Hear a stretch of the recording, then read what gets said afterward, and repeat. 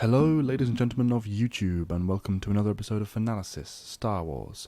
I am Reti4, this is Evan Nova 95. Hello? This is Jen Soraya 1. Good evening, YouTube. And this is Antoine Bandelay. Hello. Today we're going to be covering Solo, so let's get started. At long last. We're going to be covering non-spoilers to start with, yes? Yeah, non-spoilers, just like overview of what we thought, and then we go into plot by plot spoiler analysis. Excellent. Okay, who wants to take it off with their general thoughts? Well, I'll just start off by saying that I was not expecting much of anything from this movie, due to the fact, all the production delays and behind-the-scenes drama. I was honestly expecting it to be a bit of a mess. So I did enter with fairly low expectations, and I will admit that it did surprise me. I didn't love it. I didn't think it was one of the best, but overall, I did still find it to be an enjoyable experience. I actually think it's kind of crazy that the fact that you say that it wasn't a mess, it really should have been like a Frankenstein sort of thing based on what was going on. And I couldn't really tell the difference between what might have been Lord Miller's version and Ron Howard's. Like, I feel like they did a really good job of melding the two, which is crazy. I just wanted to add that. That's crazy that it did not turn out that way. They made such a big deal about that when it happened. They're saying, "Oh, complete rewrite. It's going to be nothing like they said." No, I mean, if you if you look at their directing styles, hold them side by side, and you see what this film is, like you said, it's really not that far apart. It doesn't come off that way at all. Like, I can't tell what 30% was Lord Miller and what 70% was Ron Howard, like, at all. Which is definitely a strength in its favor. They did really well blending those, definitely. Right, which is weird. I expected to go in there and be like, "Oh, that's kind of like similar with." I think it was the DC film that just came out, Justice League, where they had Zack Snyder and then they had Joss Whedon come in, and you could definitely tell where the Whedon stuff was versus much brighter, literally. Yes, in both what the characters are doing and like the scenes themselves. But yeah, same. I went in with zero expectations and didn't really care about Solo. Just a preface, is not one of my favorite characters in Star Wars, so I didn't really care for like a movie about him or his origins. But I came out of it just thinking it was a fun film. Like, that's all I cared for. I was like, oh, that was a fun film. I didn't think good space romp. Something that I'm, probably gonna forget about in like a week or whatever. But like, it's still within the confines of just being in the theater. It was like a good time. But nothing that like I would be like, oh, I would want to like rewatch that over and over, or like sing its praises or anything like that. Yeah, for me, I mean, it was a film that I watched. It was never going to be anything amazing, but I was surprised by how mundane it was. It didn't do anything wrong. It's not a bad film. It's just it didn't particularly wow me anyway either. It was just standard film fare for me. You were whelmed. I was whelmed. I'm pretty much on the same page as Callan, only a bit more negative. I didn't hate the film, but I didn't really like it that much either. It's like all I come away thinking about are a lot of my criticisms for it. Like, one thing I will say is I really liked Alden E as Han Solo. He actually did a good job in the role, which shocked me. I was expecting him to be the weak link, but the movie around him to me was just very meh. I actually completely agree with that. Actually, I didn't mention that either, but Alden did surprise me as being like not. Because that was one of the trailers, biggest things I was we like, were worried about. Yeah. Why did they cast him? But I like that he didn't try and do a Harrison impression and took his own version and kind of went with it. And he was charming in his own way. Yeah. Mm-hmm. Yeah. You saw the occasional kind of mannerism carry over, but it was never like a full blown impersonation, which I don't think he could have carried. So that was definitely a good move on his part, or whoever was directing him on it. Yeah. Mm-hmm. So I'd be perfectly willing. It feels like it's the same character, just at a different point in time, which is the entire point. Yeah. So I would be perfectly willing to accept Alden as Han Solo in another movie. He's proven that he's up for it. But the rest of this movie was just like, it felt kind of lazy to me, actually, because it's like the pacing itself was just super, super frenetic. It's like the movie was trying to put you on the edge of your seat right away, but it didn't get me on the edge of my seat because it didn't give me a particular reason to care. It didn't I also help agree with that the lazy. Sorry, I agree with the lazy point because I feel like they tried too hard to be like, remember this thing that Han has? How that happened? They tried to make it seem like everything that we ever knew about Han happened within the scope of like 2 weeks. You know what I mean? Like, and I felt it was lazy in that regard. Like, why is everything happening to him that we know about him? Like, in life, that doesn't happen. When our greatest events don't happen in one. Just simple stuff like his blaster. You know, it's like, oh, I mean, so he got that day one, did he? It's like, all right. Yeah. Well, that's actually the big thing I'm referring to, because for me, it's like my big problem with this is I liked Alden E as Han. I didn't like the way Han Solo's character was written, because he kind of went through the entire movie as this naive puppy dog, basically just getting everything handed to him. Whereas my attitude is if you're going to do a Han Solo movie, you should be thinking like Iron Man 1 with Han Solo as Tony Stark Light, constructing this persona and building everything for himself. But instead, he kind of got the whole Han Solo package on a silver platter. Well, hey, we're not in spoilers yet. Sorry, people who are not. Let's put a bleep. Let's put a bleep on him at that point. Yeah. So okay. I will agree that. I disagree, because I think that it's good to have him be kind of naive and then become the pessimist that he becomes, being like disillusioned at the end. The thing about it though is that the ending doesn't really set that up correctly. Like there's something that happens that we'll talk about that's like, wait, what? He wouldn't what? Like it's kind of weird. Like. We need more films to get him from Han here to the Han we know still. So right. It's probably what they're aiming for. Which could actually be a possibility. Yeah, they're trying to set up, and I hope that they're not setting up a direct Han Solo trilogy, but more of like a smugglers sort of thing. Because we already got the confirmation about the Fett movie, and we know that they've overlapped before. So it'd be cool if it's just like that, where we get like different smuggler characters, and then that's maybe like their maybe like a League of Bounty Hunters. Thing going. Yeah, like sort of that like is established in the new canon. Right, and they are there. That it's I think Aurra Sing, Cad Bane, Bosk, someone else I'm remembering, Imbo, Dengar's in it as well. A bunch of them, yeah. But yeah. Sorry, also, before we go into like the main story, since this is the second anthology film of the anthology series, a lot of people are comparing it to Rogue One, despite the fact that they're very different stories. And very much so. I can't speak for everyone here, but I personally thought Rogue One was a more enjoyable film, just structurally speaking. But what do you guys think, like compared to Rogue One, just in terms of enjoyment? I totally agree. I enjoyed Rogue One way more. I have rewatched Rogue One several times since. I don't think I'm going to watch Solo again. Well, I definitely think Solo's more fun to watch, but I don't think it adds as much. I think what Rogue One does is that you can watch it and then have more appreciation for A New Hope and what's going on in there, versus this one, which is kind of like, yeah, it was a cool adventure, but like I didn't really need those answers that you gave me, or I didn't need that story necessarily. So it's kind of like that for me. Like I guess it's just like as a pure films, like this one's like I feel like more. It's more frenetic, but it doesn't. But it doesn't. It's more balanced, because Rogue One was definitely end heavy. It's dire. Without dire. Well, not just that, but without the finale, I don't think Rogue One would have been anywhere near as popular, because for me, the first 2/3 you could cut out and completely rewrite, and it would benefit from it. It's just the kind of finale that carries it through. Goes a little slow too. Yeah, it adds so much more, I think, to the lore of Star Wars than agreed than Solo does. Yeah, I'm in the same vein as you and Connor, just scaled back slightly. I definitely prefer Rogue One. I haven't rewatched it many times, but if I had to choose between the two, it would be Rogue One every time for me. Just from what it pulls off as a film and as a contribution to the larger narrative. Yeah. But yeah, that is our general thoughts, non-spoiler. If you want to stick around, we're gonna do spoiler stuff right now. So leave. Now. You have been warned. Piusa. So all right, cool. So what I'm gonna do, like, I literally just snagged this plot from online, and so I'll read through it, and then we'll talk about the confines of what I just read. So first part of the movie is escaping Corellia 6 years after the formation of the Galactic Empire. On the shipbuilding world of Corellia, a scum rat and an aspiring pilot named Han and his lover Qi'ra long to escape the clutches of the local criminal gangs. They successfully bribe an Imperial officer who grants them passage on an outgoing transport, but Qi'ra is apprehended by their pursuers before she can board. Han vows to return to her with no means of income, joins the Imperial Navy as a flight cadet, with the Imperial recruiting officer dubbing him Han Solo, in absence of a surname.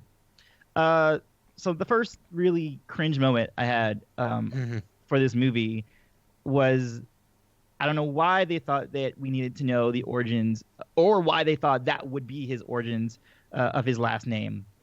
It's cool, if we want to say that, yeah, he grew up and didn't have, a surname, and that's just what he gave himself or whatever. But to have like the Empire give him that name, and then a little bit, yeah. I likened it to the Vader scene, where it's kind of like Palpatine just like got it out of his butt, where he's like, "You will be Darth." Oh crap! I didn't think about it through. Vader. It was like that. Yeah. The officer was like, "Solo." It's like that was like the first moment I was like, "Nope." I mean, I wasn't expecting them. Sorry, on top of that, I also wasn't a big fan of the fact that they just have him walk up to a queue and say, not even a queue, he walks past the queue straight to the desk and says, so yeah, can I be a pilot? Sure, why not? Stamp. It's like, that's what it takes? That's how what it takes to join the Imperial Academy? Just a scum rat can just walk up to a desk and say, I'd like to join. It's like, fine, boom. It's like, what? What? Did anyone else find that weird? That rubber stamping process itself kind of made sense to me, because the Empire's training methods have always been about quantity rather than quality. Like, they don't care who they bring in; they just want someone to fill the armor. Like, they're even close to like drafting people. Yeah. Now, as for the Solo name thing, I wasn't expecting them to stick with the expanded universe backstory of Han Solo basically being descended from royalty, fallen on hard times. Yeah. I wasn't expecting that, but I didn't like how the name was given to him. I would have liked that if Solo made it up on the spot. Like, my name is Han Solo. Yeah, right. That would have been much better. Yeah. Because I was never even that big of a fan of the idea of him being descended from royalty, even in the classic EU. One of the aspects of Han Solo's character that I always really liked growing up was the fact that he was just this average person who got roped into this, crazy adventure. And him being descended from royalty, I always felt kind of muddled at. But again, like you mentioned, him having that name given to him by the Empire kind of doesn't sit well. It's kind of just as bad, but in the opposite direction. They went too far the other way. Like, yeah. Like you said, him just making it up on the spot would have been much better, and it would have given him more justification to keep the name. Because why would he keep a name given to him by the Empire that he hates? Well, I mean, at this point, he doesn't really hate them either. At this point, well, it's like, I get him keeping it while he's still in the Empire's employ, but once he defects, he literally has no reason to keep it. In fact, him ditching the name would actually make more sense for him to try and stay incognito. But at this point, he doesn't hate the Empire so much as well. We don't get the impression that he personally despises them. It's just kind of, they're a thing that he acknowledges exists. We don't get. Well, that's why I say, like, connection. It makes sense. It makes sense when he's in their service, but not when he defects later and appears later in the film. Even not so much as defecting, but he's a smuggler and he would want to, kind of hide a name given to him by the Empire. You know what I mean? Like that. It was a bad choice. And I'm surprised that like this didn't get through like a focus group, or someone like on the story group didn't go, I don't know if that should be his name. I don't think anyone's like beta testing any of this, to be honest. Of that, I don't think so. Really they didn't want leaks out. Testers. Right. Yeah. But that's just the thing for the new EU as a whole, I think. But we've got the introduction of this Lady Proxima as well, which I found mundane and boring. The actual design was kind of cool. They actually tried to go a bit more abstract with her instead of just having a generic human, or humanoid at least. But I felt like, okay, this scene is it actually makes me wonder what Matt thinks of her, because he likes alien-based characters. Yeah, it'd be interesting to see doing things that most humans do. There were more aliens in general as well in this film, which I appreciated. Less, I mean, a little bit in the background, but there was absolutely no focus on the classical aliens, though. I still want to see that coming back into the fore, because they seem to be focusing on new designs, new models and stuff, and they'd never give us any of the nice staple races. It is a little on the nose, though, that the leader of the Corellian underground is literally an underground creature. I'm just saying. I also didn't like the... I'm all for the idea of Han Solo being a street urchin, but I preferred but a street urchin who kind of clawed his way out of the muck through street smarts. But the idea of him straight up being essentially a slave owned by a slumlord, it's like they basically just kind of turned him into an Oliver Twist ripoff, and I was just like, oh. But, I actually think I have an issue with it. It wasn't anything that I hated, but it didn't jive with me personally. I would have preferred a different route. Yeah, it wasn't great, but it wasn't that. Yeah. What I did like though is the intro stuff they did, especially the design they did with the land speeders. It felt very reminiscent of Luke's land speeder from A New Hope, especially where the design looks like they're just scrubbing out what are the wheels, and it feels like some of the shots too felt a little bit like American Graffiti the way it was shot, and I was like, oh, cool, Ron Howard callback. That's pretty cool. I don't know if that's what he shot or if that's what Lord Miller shot, but that first stuff I felt was pretty cool. Although they did try too hard to make us notice the dice, it's like, okay. Yeah. Thank you for 5 shots or 5 insert shots of that. We still don't really know what that's about. It's just kind of a thing that exists. They didn't need to put so much focus on that without there being a particular reason, in my opinion. Right, and it wasn't even like, except for his lucky charm that he says between him and Qi'ra. Which I like him and Qi'ra a lot. Yeah, the big MacGuffin that like everyone's after is like what would they call it? Like it's essentially ship fuel. Yeah, hyperfuel. It's like, okay, so we're just getting rid of the whole Tabana gas thing then. Good to know. Well, although we have that in the new EU actually in the books and stuff, so they've obviously just gone for the simple description. Yeah, because it still exists, because that's what Bespin was for. Yeah. They've obviously just gone for the simple description then instead.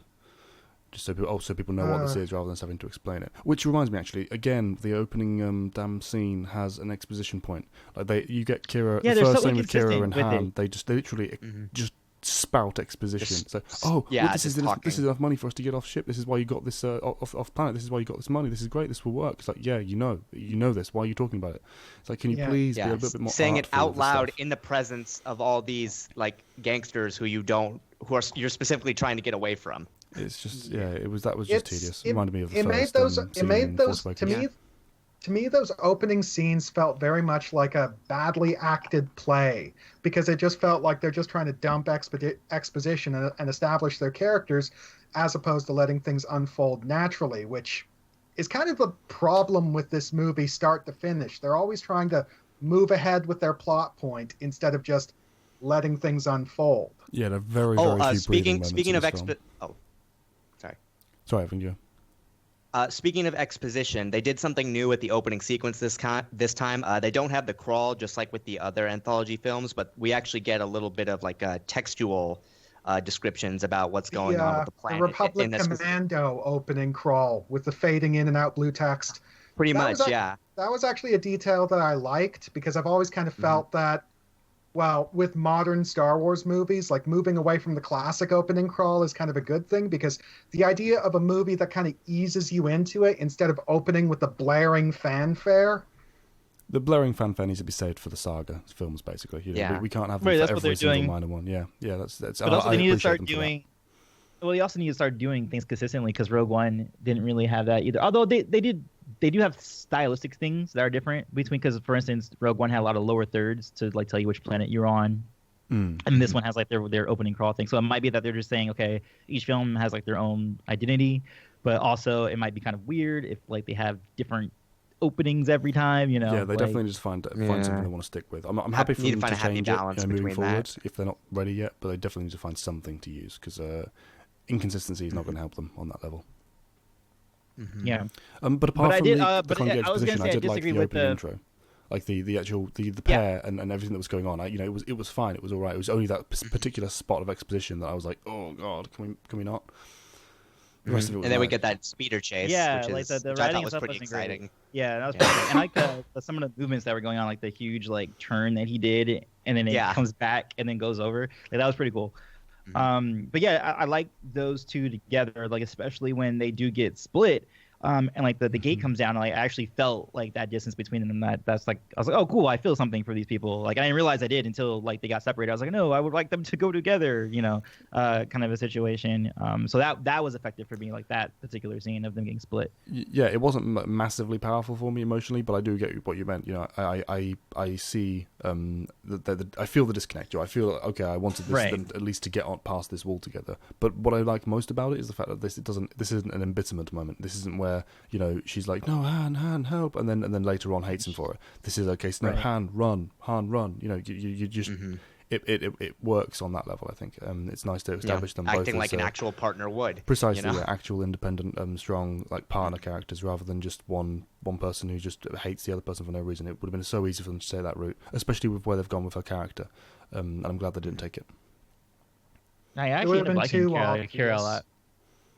I'm not a fan of the character overall, but I liked that particular moment and the way they went with it for it. I did like her character in the start of the movie, but later in the movie, she just kind of turned into a very boilerplate femme fatale, and it was just, okay, now you're just a cliche.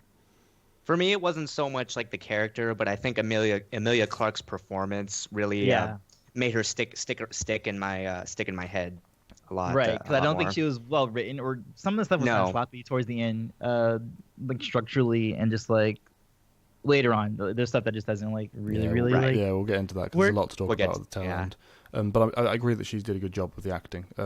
I've not seen her in much outside of Game of Thrones at all, pretty much.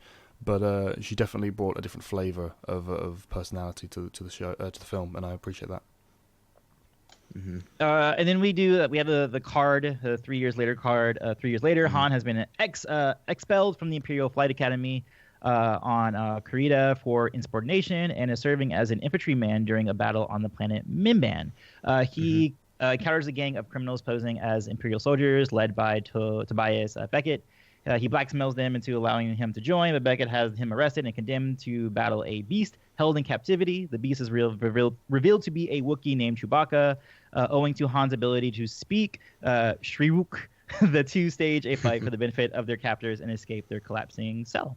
I would have liked a kind of skinning of this sequence. I wanted this to be a case of he's been kicked out of the academy and now he's been forced into the situation that he's absolutely not interested in doing. I would have liked that to be a focus on him trying of getting away from that, which it kind of was, but with the focus more heavily on his acknowledgement of responsibilities and duties. Because with the Han that we know in the future films, he's not, he is a good person, but he's not willing to throw himself into the firing line for no good reason.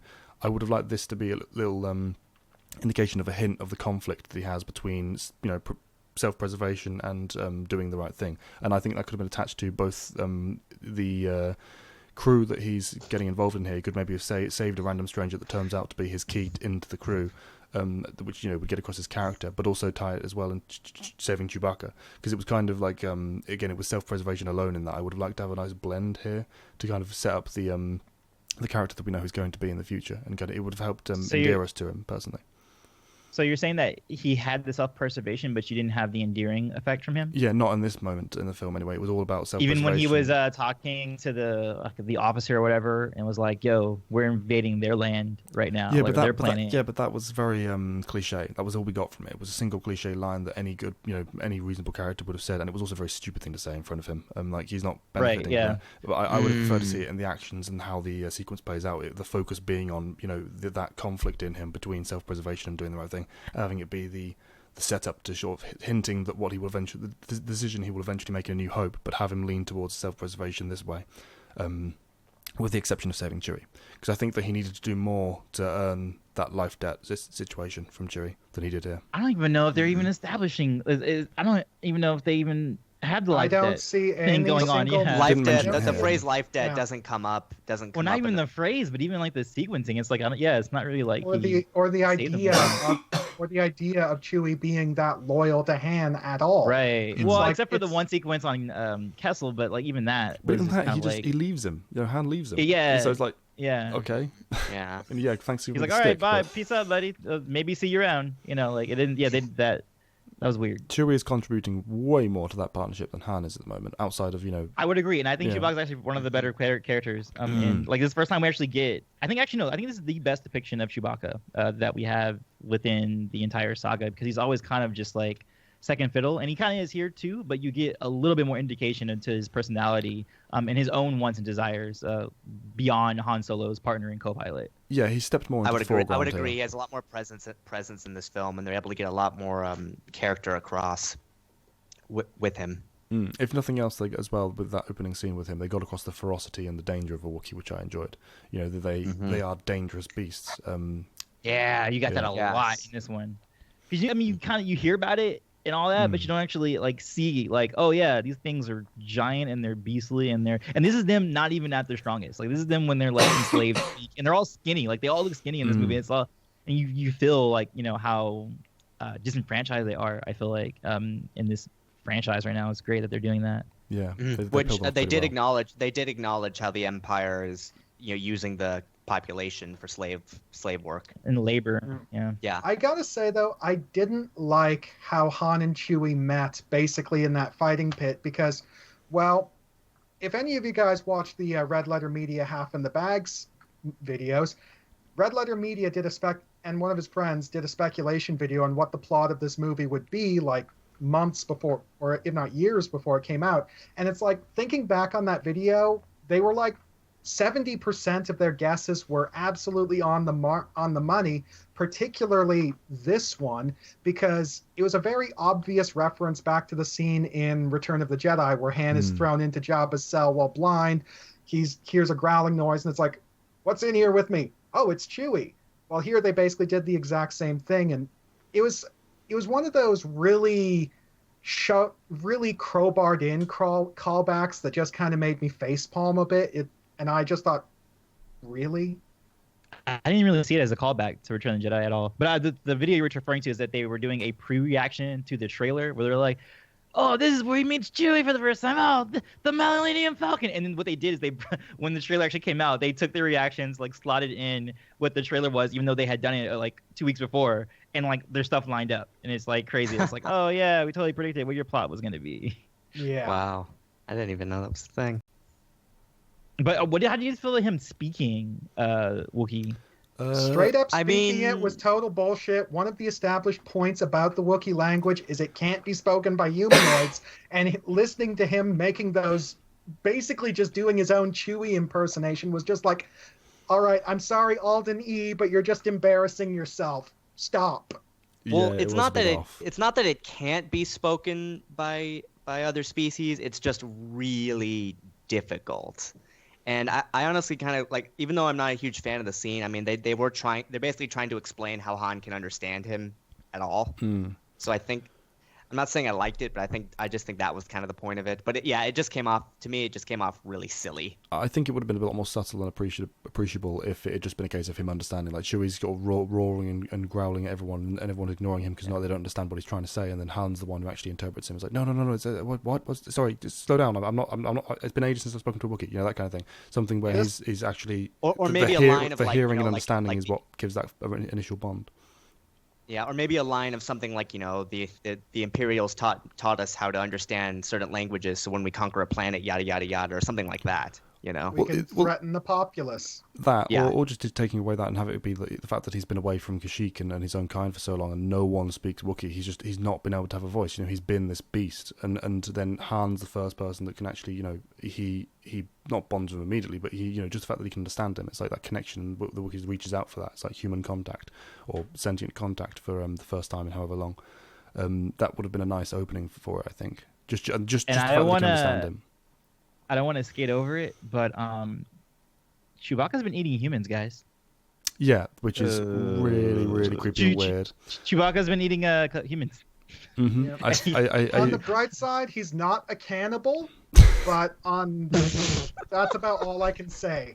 And meat eater. I'm about to say, the whole thing with Han being washed out of the Imperial forces and meeting Chewbacca, this is actually one section of the film that I actually think would have been really helped if they had followed the expanded universe storyline, which was basically Han Solo was serving as a stormtrooper. His vessel intercepts a smuggling vessel that's smuggling Wookiee slaves, and his CEO decides, okay, we're just going to sell those slaves as the Empire because Wookiee slavery is totally legal. And Han Solo's like, no, fuck you, that's wrong, and guns down his CEO, gets washed out of the Imperial military, but by saving Chewie's life in that way, that's what gets him the life debt.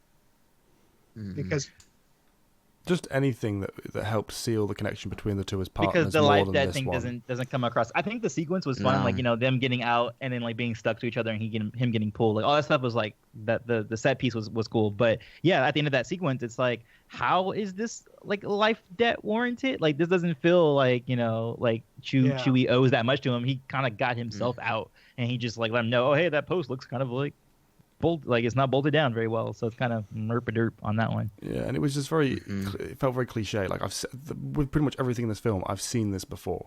I didn't think that anything in it was new, pretty much.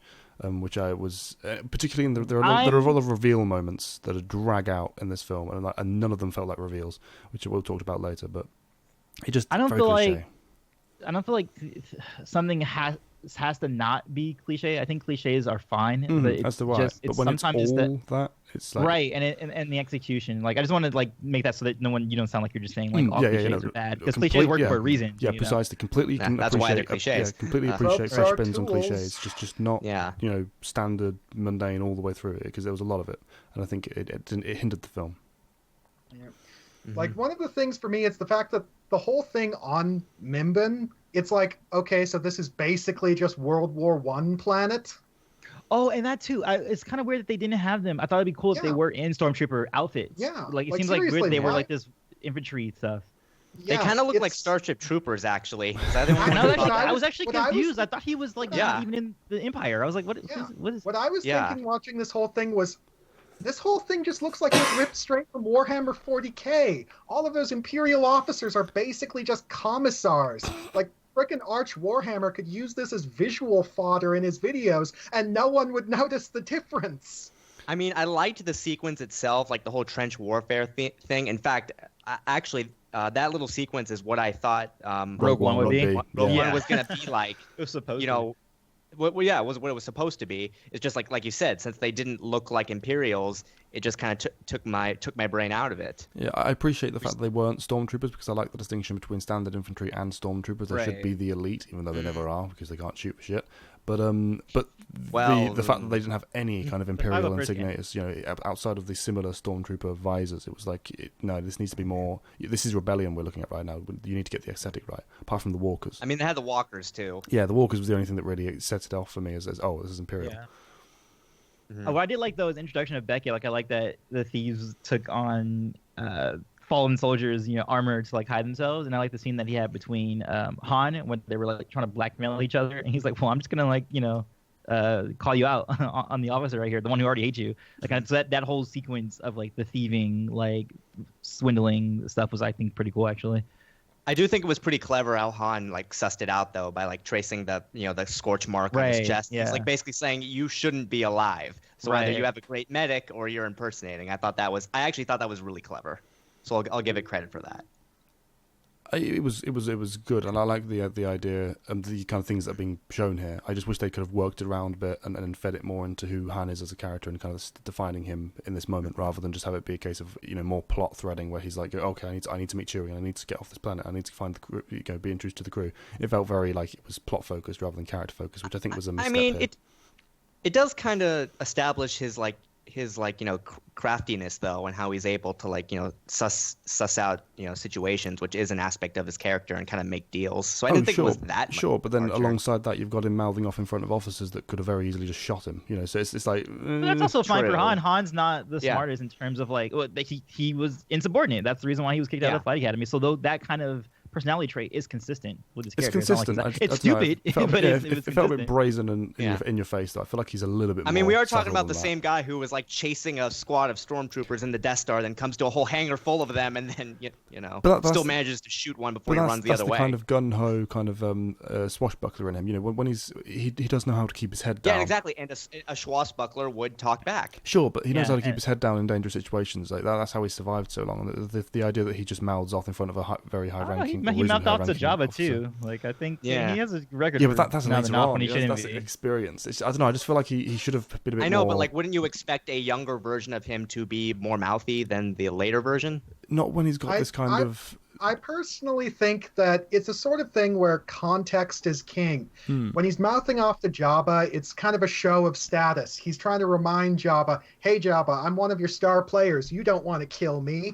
Look how brave I am to you. This is how much I get stuff done. But when you're dealing with an Imperial officer, some stony-faced Brit who never lets down the death glare and who's just itching for an excuse to shoot one of his subordinates because fuck you. Precisely. I mean, Han's wielding clout against Jabba, but he's nothing. He knows he's nothing to this guy. So why would he risk, for nothing? He just mouthing off one random line, and then for being saying it right in front of him and getting overheard. To me, it feels really really stupid compared to what we see for the rest of him in the film. It just seems inconsistent. And again, it goes against the message of him being this kind of wily, intuitive, clever character. In this moment, sorting through the thing with the crew. I don't know. It just I think it was a fine sequence. Don't get me wrong. I just think that it could have been worked into his character better, and the kind of little plot elements could have been fed through and woven better to the overall whole. That's okay. It worked for us too. It didn't work for you too. So that's just how it is. All right. So next thing is the heist on Vandor 1. The sympathetic Beckett rescues them, which was weird. I don't know why he was so sympathetic with them. Like he could have just left them. But in a list the two of the planned train heist to steal a shipment of hyperfuel coaxium on the planet Vandor, but is enraged when Han ditches their shipment after they are ambushed by the Cloud Riders' criminal gang. I enjoyed our Rio. first set piece. That's the thing I take from that most. Everything else again was very cliche, but him, I was like, oh, this is a fun character. I just love Woody Harrelson's voice. That guy could just talk for an hour, and it's entertaining. It's very, very light. I mean, I get they do in the movie. I'll give it the credit that it did give a reason for why he wanted them. Is because like they lost most of their crew and they needed help on the thing. But at the same time, I was like, you don't really know this guy. Like, he just tried to, like, sell you out. I mean, that's why he liked him. He's like, oh, he sold me out. He's probably a good guy. That kind of a thing. And in the scene, they also do mention, I think, what's his wife's name? Val? I think Val or something like that. Yeah. And she does name drop for, like, why didn't we, like, not reach out to Boss? Because, like, they're in league with Boss. And then, I don't think in this scene, but later on, he talks about seeing I think that comes after the Lando introduction. We'll get to that. That's later, yeah. But I thought that was cool, like, making, these criminals and the smuggler underworld kind of like, know each other and like have those kinds of things brought up. And yeah, Rio, I liked Rio a lot. Like he was a he was engaging. Dude. And we get the one and only breathing scene in the entire film, pretty much, with the crew, and as they're sitting in the kind of little trench and just getting ready for the heist, and the night before. I liked that they took the time to have this this conversation. They had another breathing one. There was the one with the capes. There were a few, but this felt like a true kind of slam. This one was the longest and like the most heavily fleshed out, though, for sure. It felt like this was a full-on slam the brakes, just have a character moment, whereas the others were kind of also leading into the overarching kind of story more. But this I appreciated what they were doing with it, trying to set up a character. It was kind of redundant because it basically just established, you need to care about these people before we murder them. But it still worked as in a vacuum on a single piece.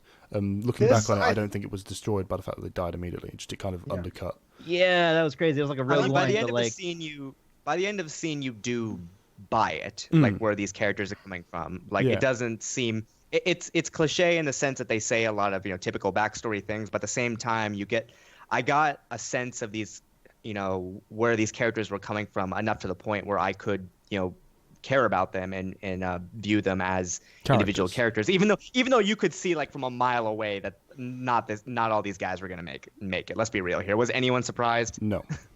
I was never surprised at any point in this film. It had played out exactly as I expected it to moving through it, which is one of the reasons it was so kind of tedious to me. But I don't know so much as I predicted it, as much as I didn't really like care deeply. Like maybe a little bit for Rio, because I was like, oh man, I wish but it was more like I wish I would have seen him more, not be like, oh man, he didn't get to have like a love of his life kind of thing. Even that's what they were trying to like play up, is like, oh, I never got to love, kid. Make sure you love. That was literally his line. Dying alone sucks. Make sure you love. But and the action sequence was all right. Like I think it was just kind of like action sequence kind of a thing.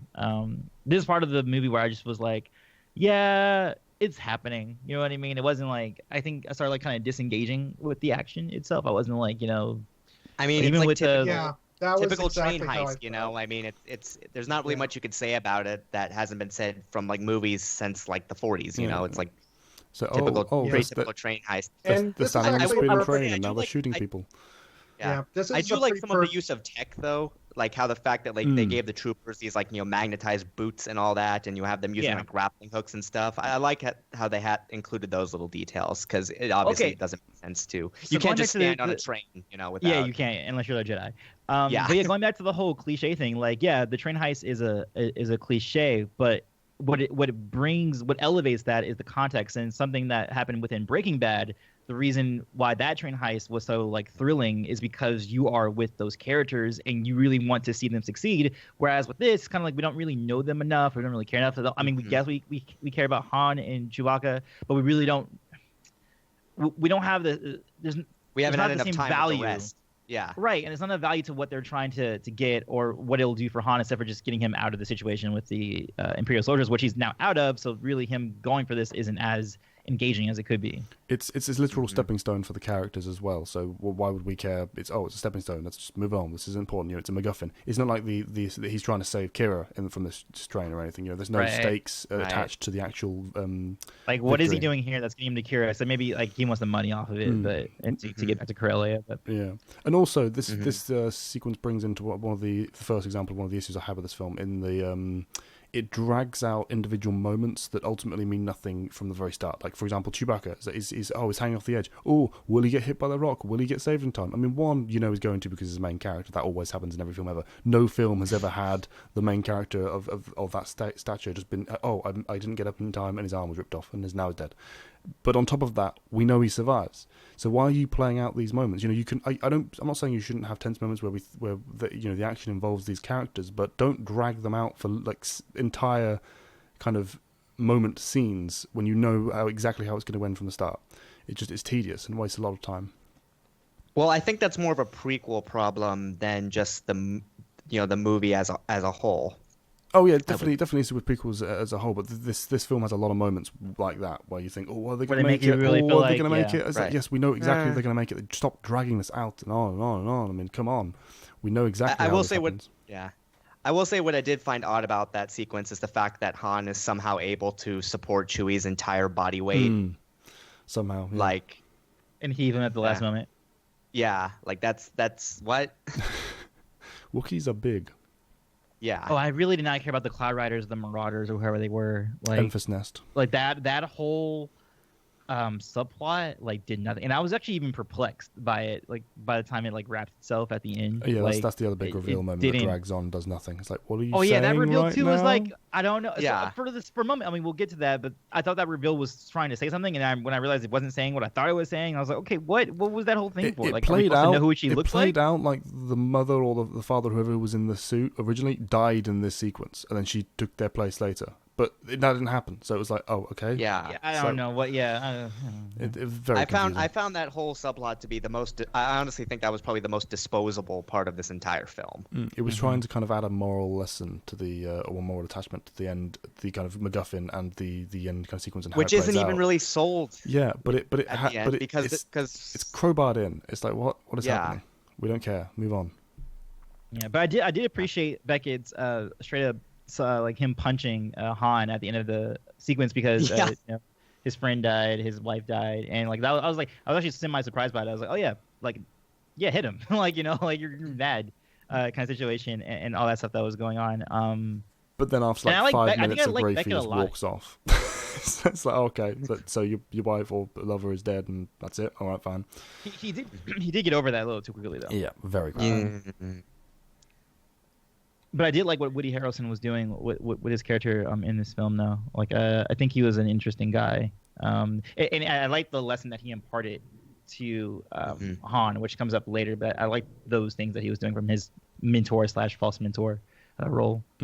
He was easily my favorite of the original characters introduced in this film. Although I do like Dryden Vos, though, who we'll get to right now. So Becker reveals that's the he has actor ordered. for me, that does that. It's like that's all I get from him. Paul Bettany. Yeah, it could be because he did a pretty awesome job at performing that.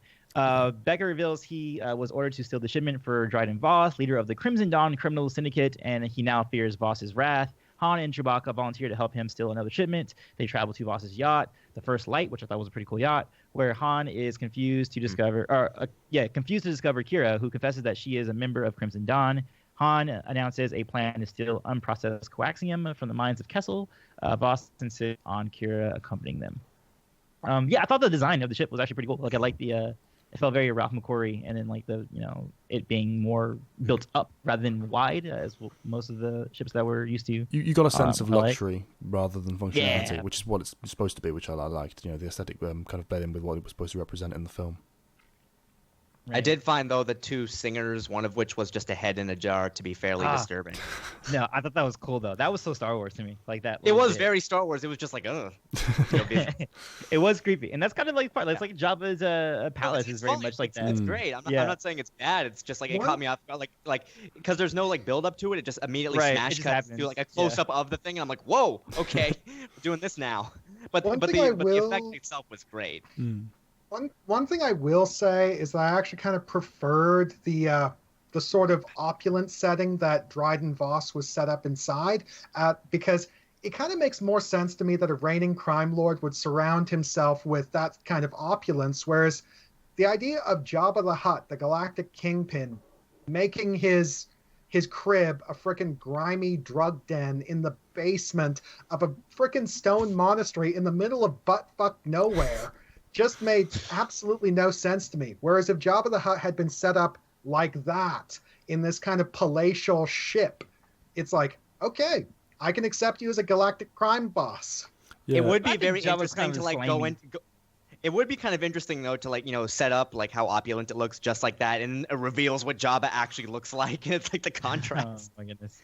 That would be interesting. That's true, too. But I like that he's a slimy, like, I'm cool with Jabba being, like, that's his home. That's where he likes being. Like, not everybody wants to be around, like, a bunch of expensive stuff. They just want, Well, actually, like, the book Tales of Jabba's Palace pretty much literally states that one of the reasons he likes staying there is because it's so freaking creepy. Yeah, it's just it's his shtick. I mean, other Hutts are all about the opulence for sure, but he definitely likes the slimy, gritty, boots on the ground style for him, I think. Mm-hmm. And then, it worked for us. We definitely didn't have a problem with it back in the day. But I see where you're coming from, Connor. As a kind of concept, this definitely works more for a international or interplanetary crime boss. Mm-hmm. Yeah, because the other thing I liked about Vos that we didn't get with Jabba is we actually saw Vos working. Right. Yeah. Oh, yeah. That's how we get introduced to him. Mm-hmm. Yeah. It's like, having a talk with the regional governor. Good cut. Stab. Yeah, that was a great cut. And then you also like the scene that he has like this bipolar thing going on where he's like trying to be chill about it and trying to make it about business, but also is like, I hate it when people don't get my stuff done. So I shouldn't. Oh, it's a party. I shouldn't get so worked up. Yeah.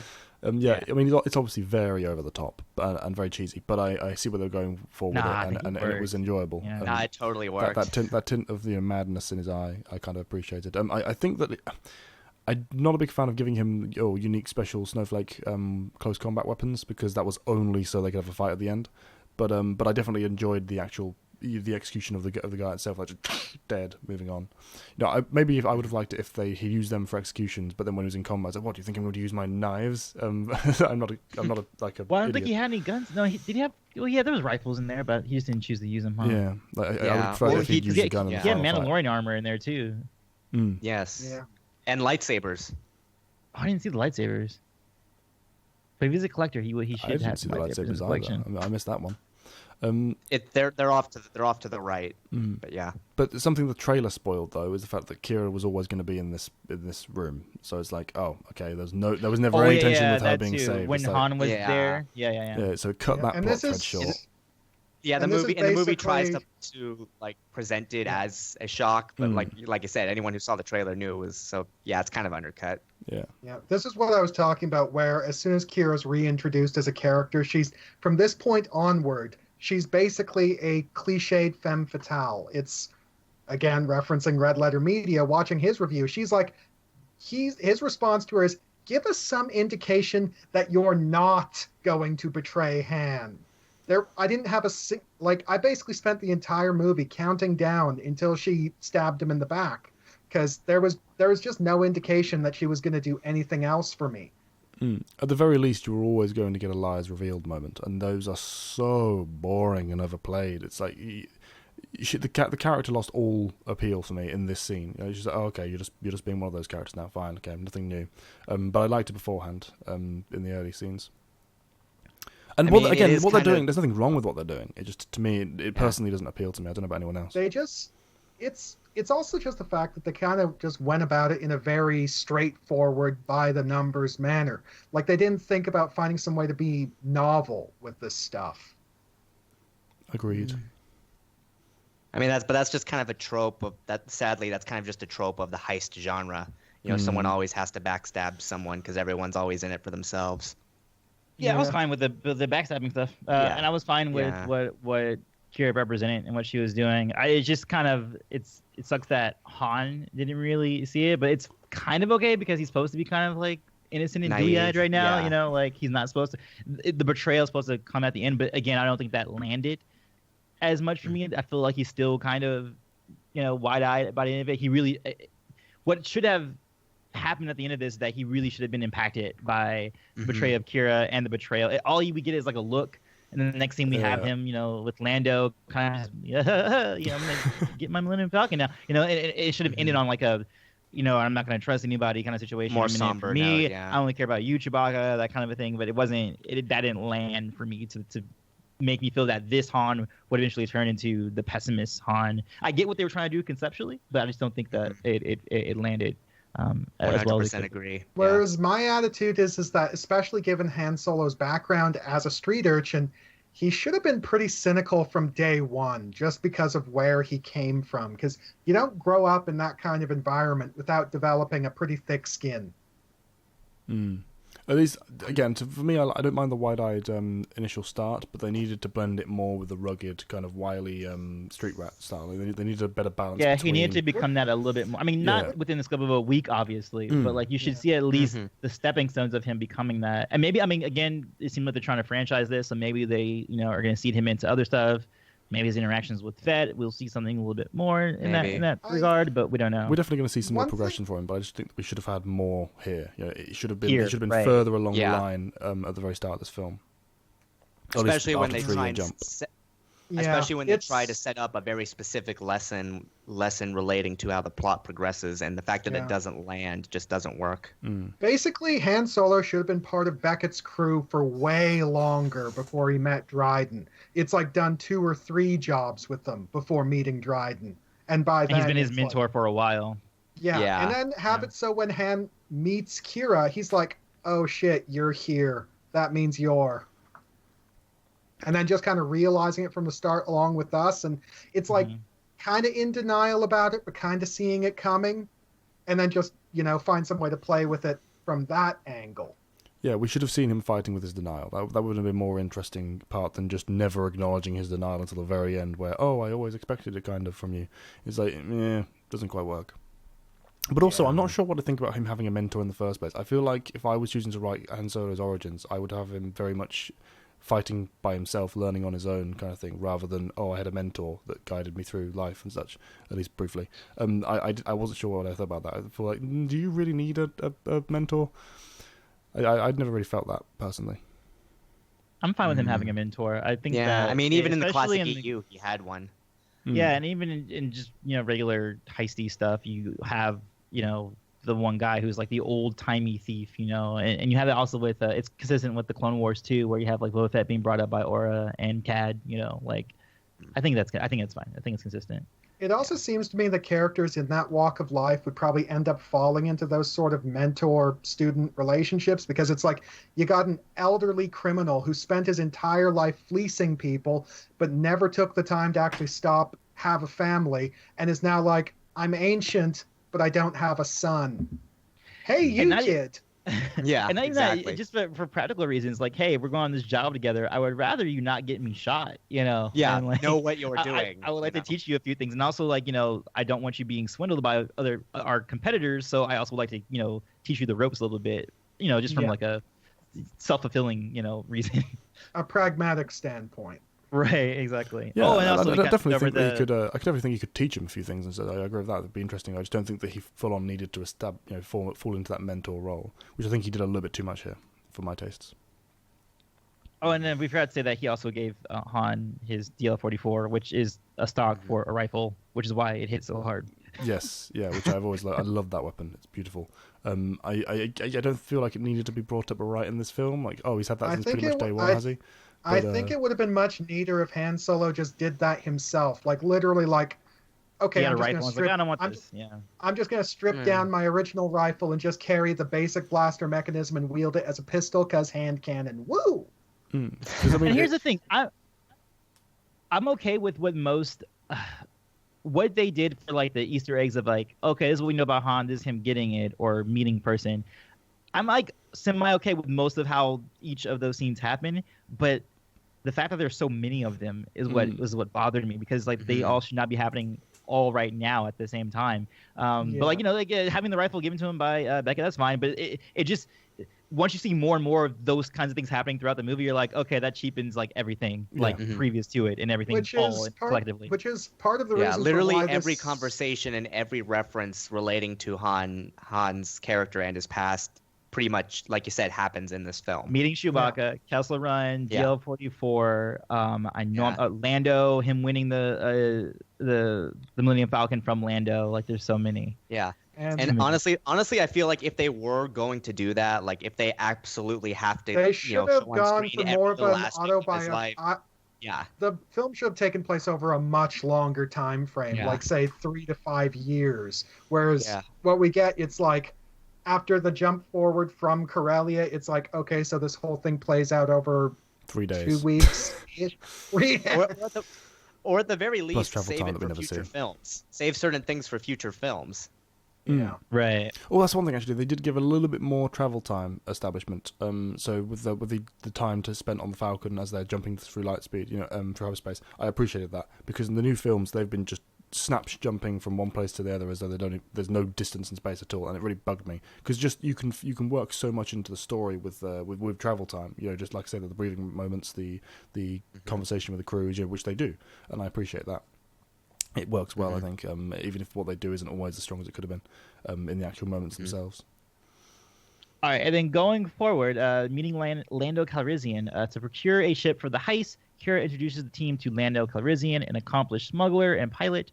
Han challenges Lando to a game of Sabacc, with the wager being Lando's ship, reputed to be the fastest in the galaxy. Lando's use of sleight hand to win, but is convinced to join the mission in exchange for a share of the profits. What did you think Can I just say that literally... Oh, sorry, Ivan. Well, just before we get into characters, let me just say that literally the one thing I wanted them to do since I heard that a Han Solo movie was even being made, I wanted them to do an extended, Sabacc sequence between Han and Lando. I didn't want to be just something they just glossed over. I wanted it to be like an in-depth match, and it wasn't like super long or anything. But they did actually, play the game out right. Play the game out, like give it time to breathe, and I really appreciate that. And I actually think what we did get was actually done really well. Sorry, I was fumbling over my words there, but you get what I mean. One detail I did enjoy is how Han, who doesn't own a ship at this point, basically bluffed his way into the game by saying, "Hey, I'll use my ship as my buy-in." You don't have a ship. Yeah, but win, which is something he would do. That's the crazy thing. Right. Yeah. Which is cool. Yeah. That's the kind of stupid decision he makes that makes sense for the character, because he knows, it's built on the idea that it doesn't matter if I get caught out, because I know I'm going to win.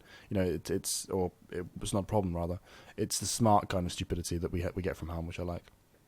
And I think they went a little bit too quickly into being like, oh, this is how he won the Falcon. Like, that's what was up for bet from the start.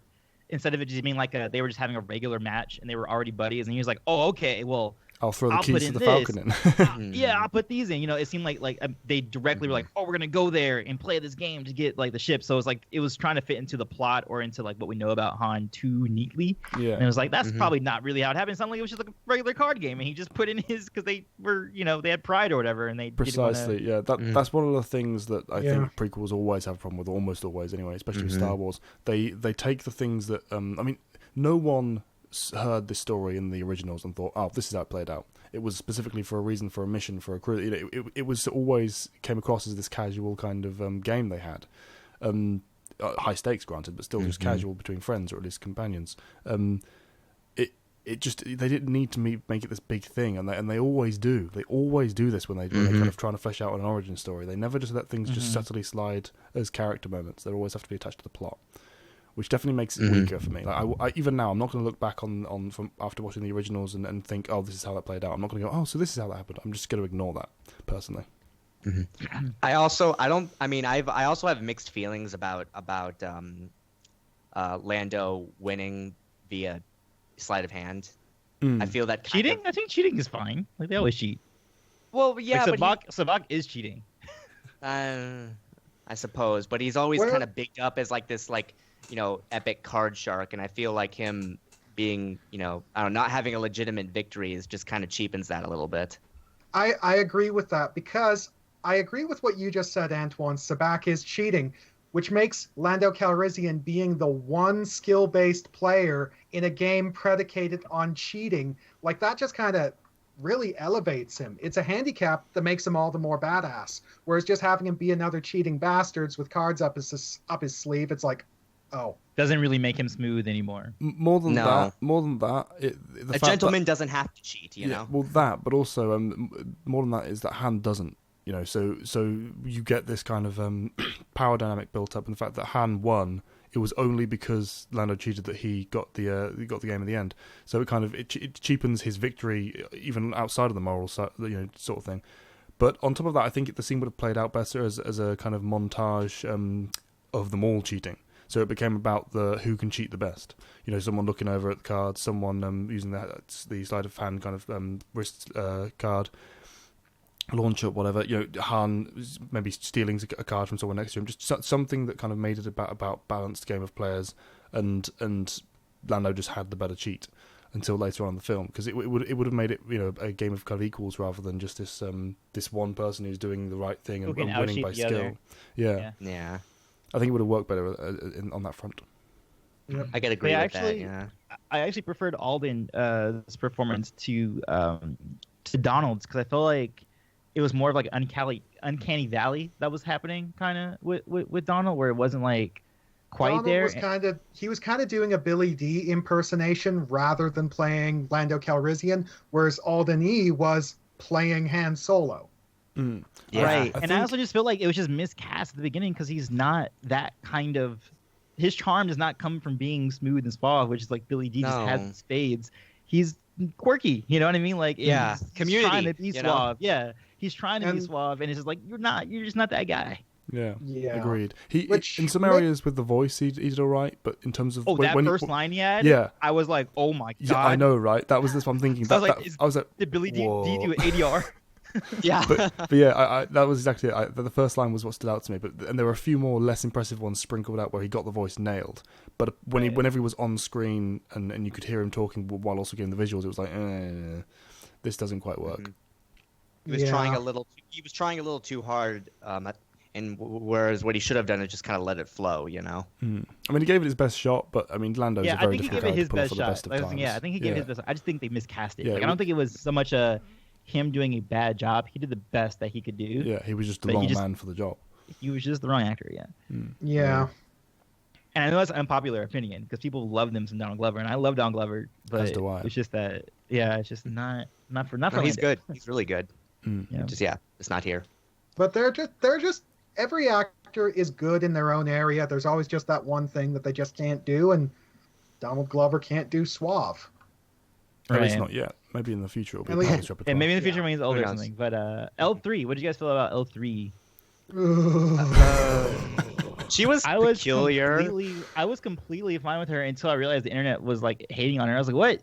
She's an SJW. Like, what? I think she was just being like, I felt like, here's the thing I think. If K2SO was put in the same role that she was, had the same exact lines, I have a feeling that most people wouldn't make the proclamations that they have made in the past week.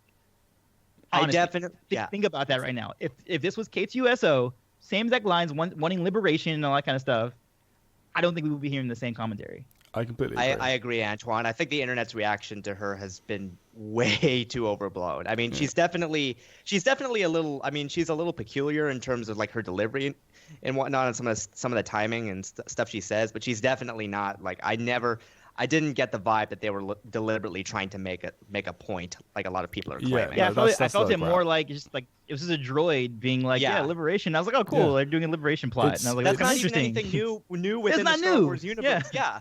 Yeah, I mean, it's a bit one note. It's very cheesy, and she's obviously very quirky as a character. But there's nothing wrong with it. Like, the people saying, "Oh, it's it represents everything wrong with Star Wars now," and it's like, "Oh, get over yourselves, people. This is not the problem with Star Wars."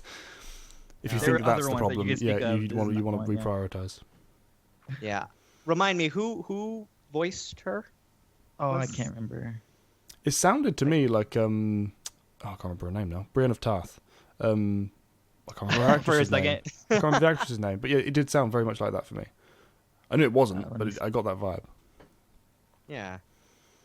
I can't remember her name. Right now. That's terrible. Oh, I'm gonna find out right now.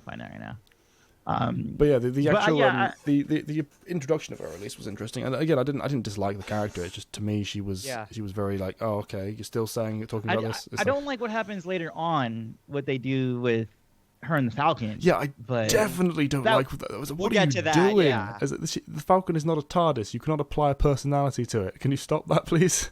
The personality is from the fact that it's a home. Phoebe Waller-Bridge. Well, I don't know where else she's from. I've never heard of this actress before. Doesn't sound familiar, no. Yeah, I'm looking at her filmography. I don't know any of these things. Yeah. But I actually thought her introduction was actually kind of creative with the whole robot fighting. It actually kind of okay. When you anyone here who went to high school, did you guys ever have a division of your high school that would create robots and actually take them to tournaments and stuff? There's schools that do that here.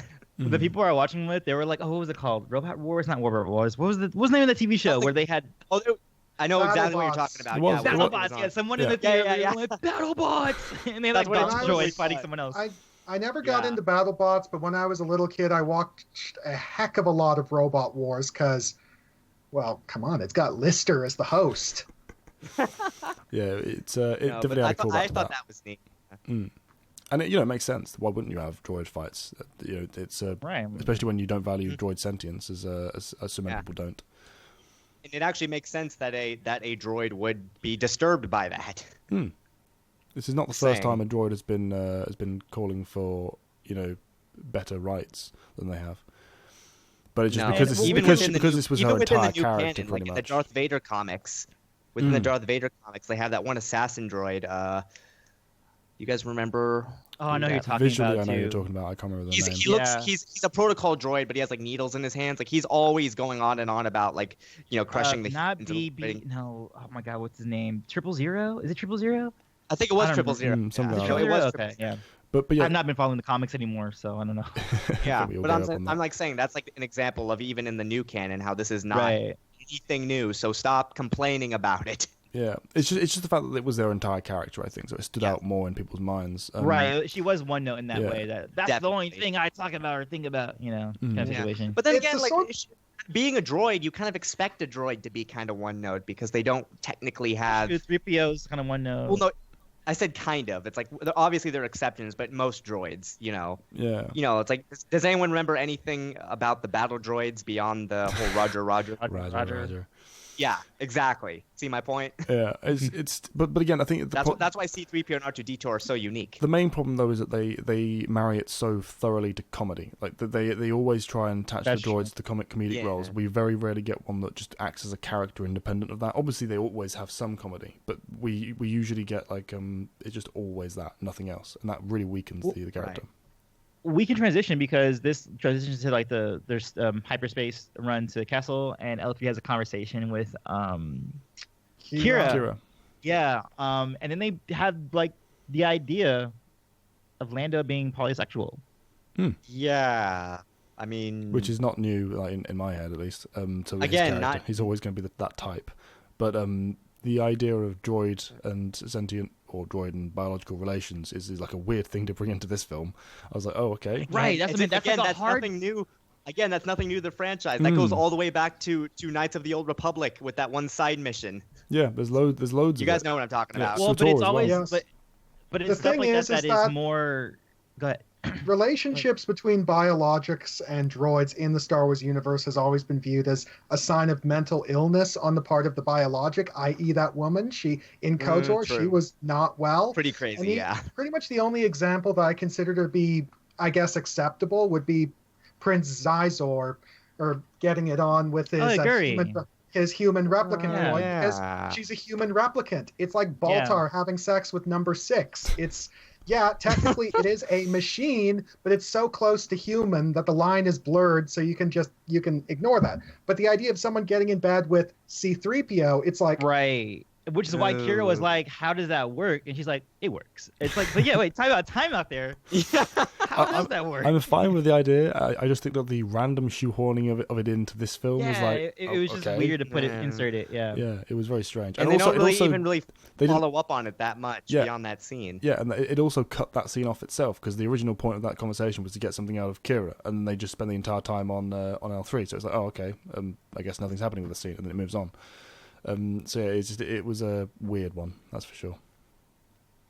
But I did like the cape scene where he Han finds her just trying on capes, And I actually liked Lando's Millennium Falcon because it was like, oh yeah, like if Lando owned it, it would totally look like that, and then it's like a bachelor's pad, and it's like, oh, that's kind of cool. He can like make me some coffee over there, and it's like kind of nice. You can sleep anywhere and not feel like grossed out, Yeah, it could stand to be a little less clean because I'm sorry, there is no way in hell it goes from that to what we see in the originals in such a short span of time. I mean, are they literally rubbing shit on the walls as they move through it? It can't be that bad. I mean, but 10 everything years else is a long time. Yeah, I've seen cars who are on the side of the road who do get rusted like that, especially if you're not. But the difference is that's not in space. These are spacefaring vessels, and also that's the exterior being messy. I can get space fantasy. I know, but the exterior we do actually I can get. see it get kind of transformed into the classic, at least from the outside. Yeah, and wear and tear in the atmosphere and everything, but on the interior they managed to get that much grime and muck just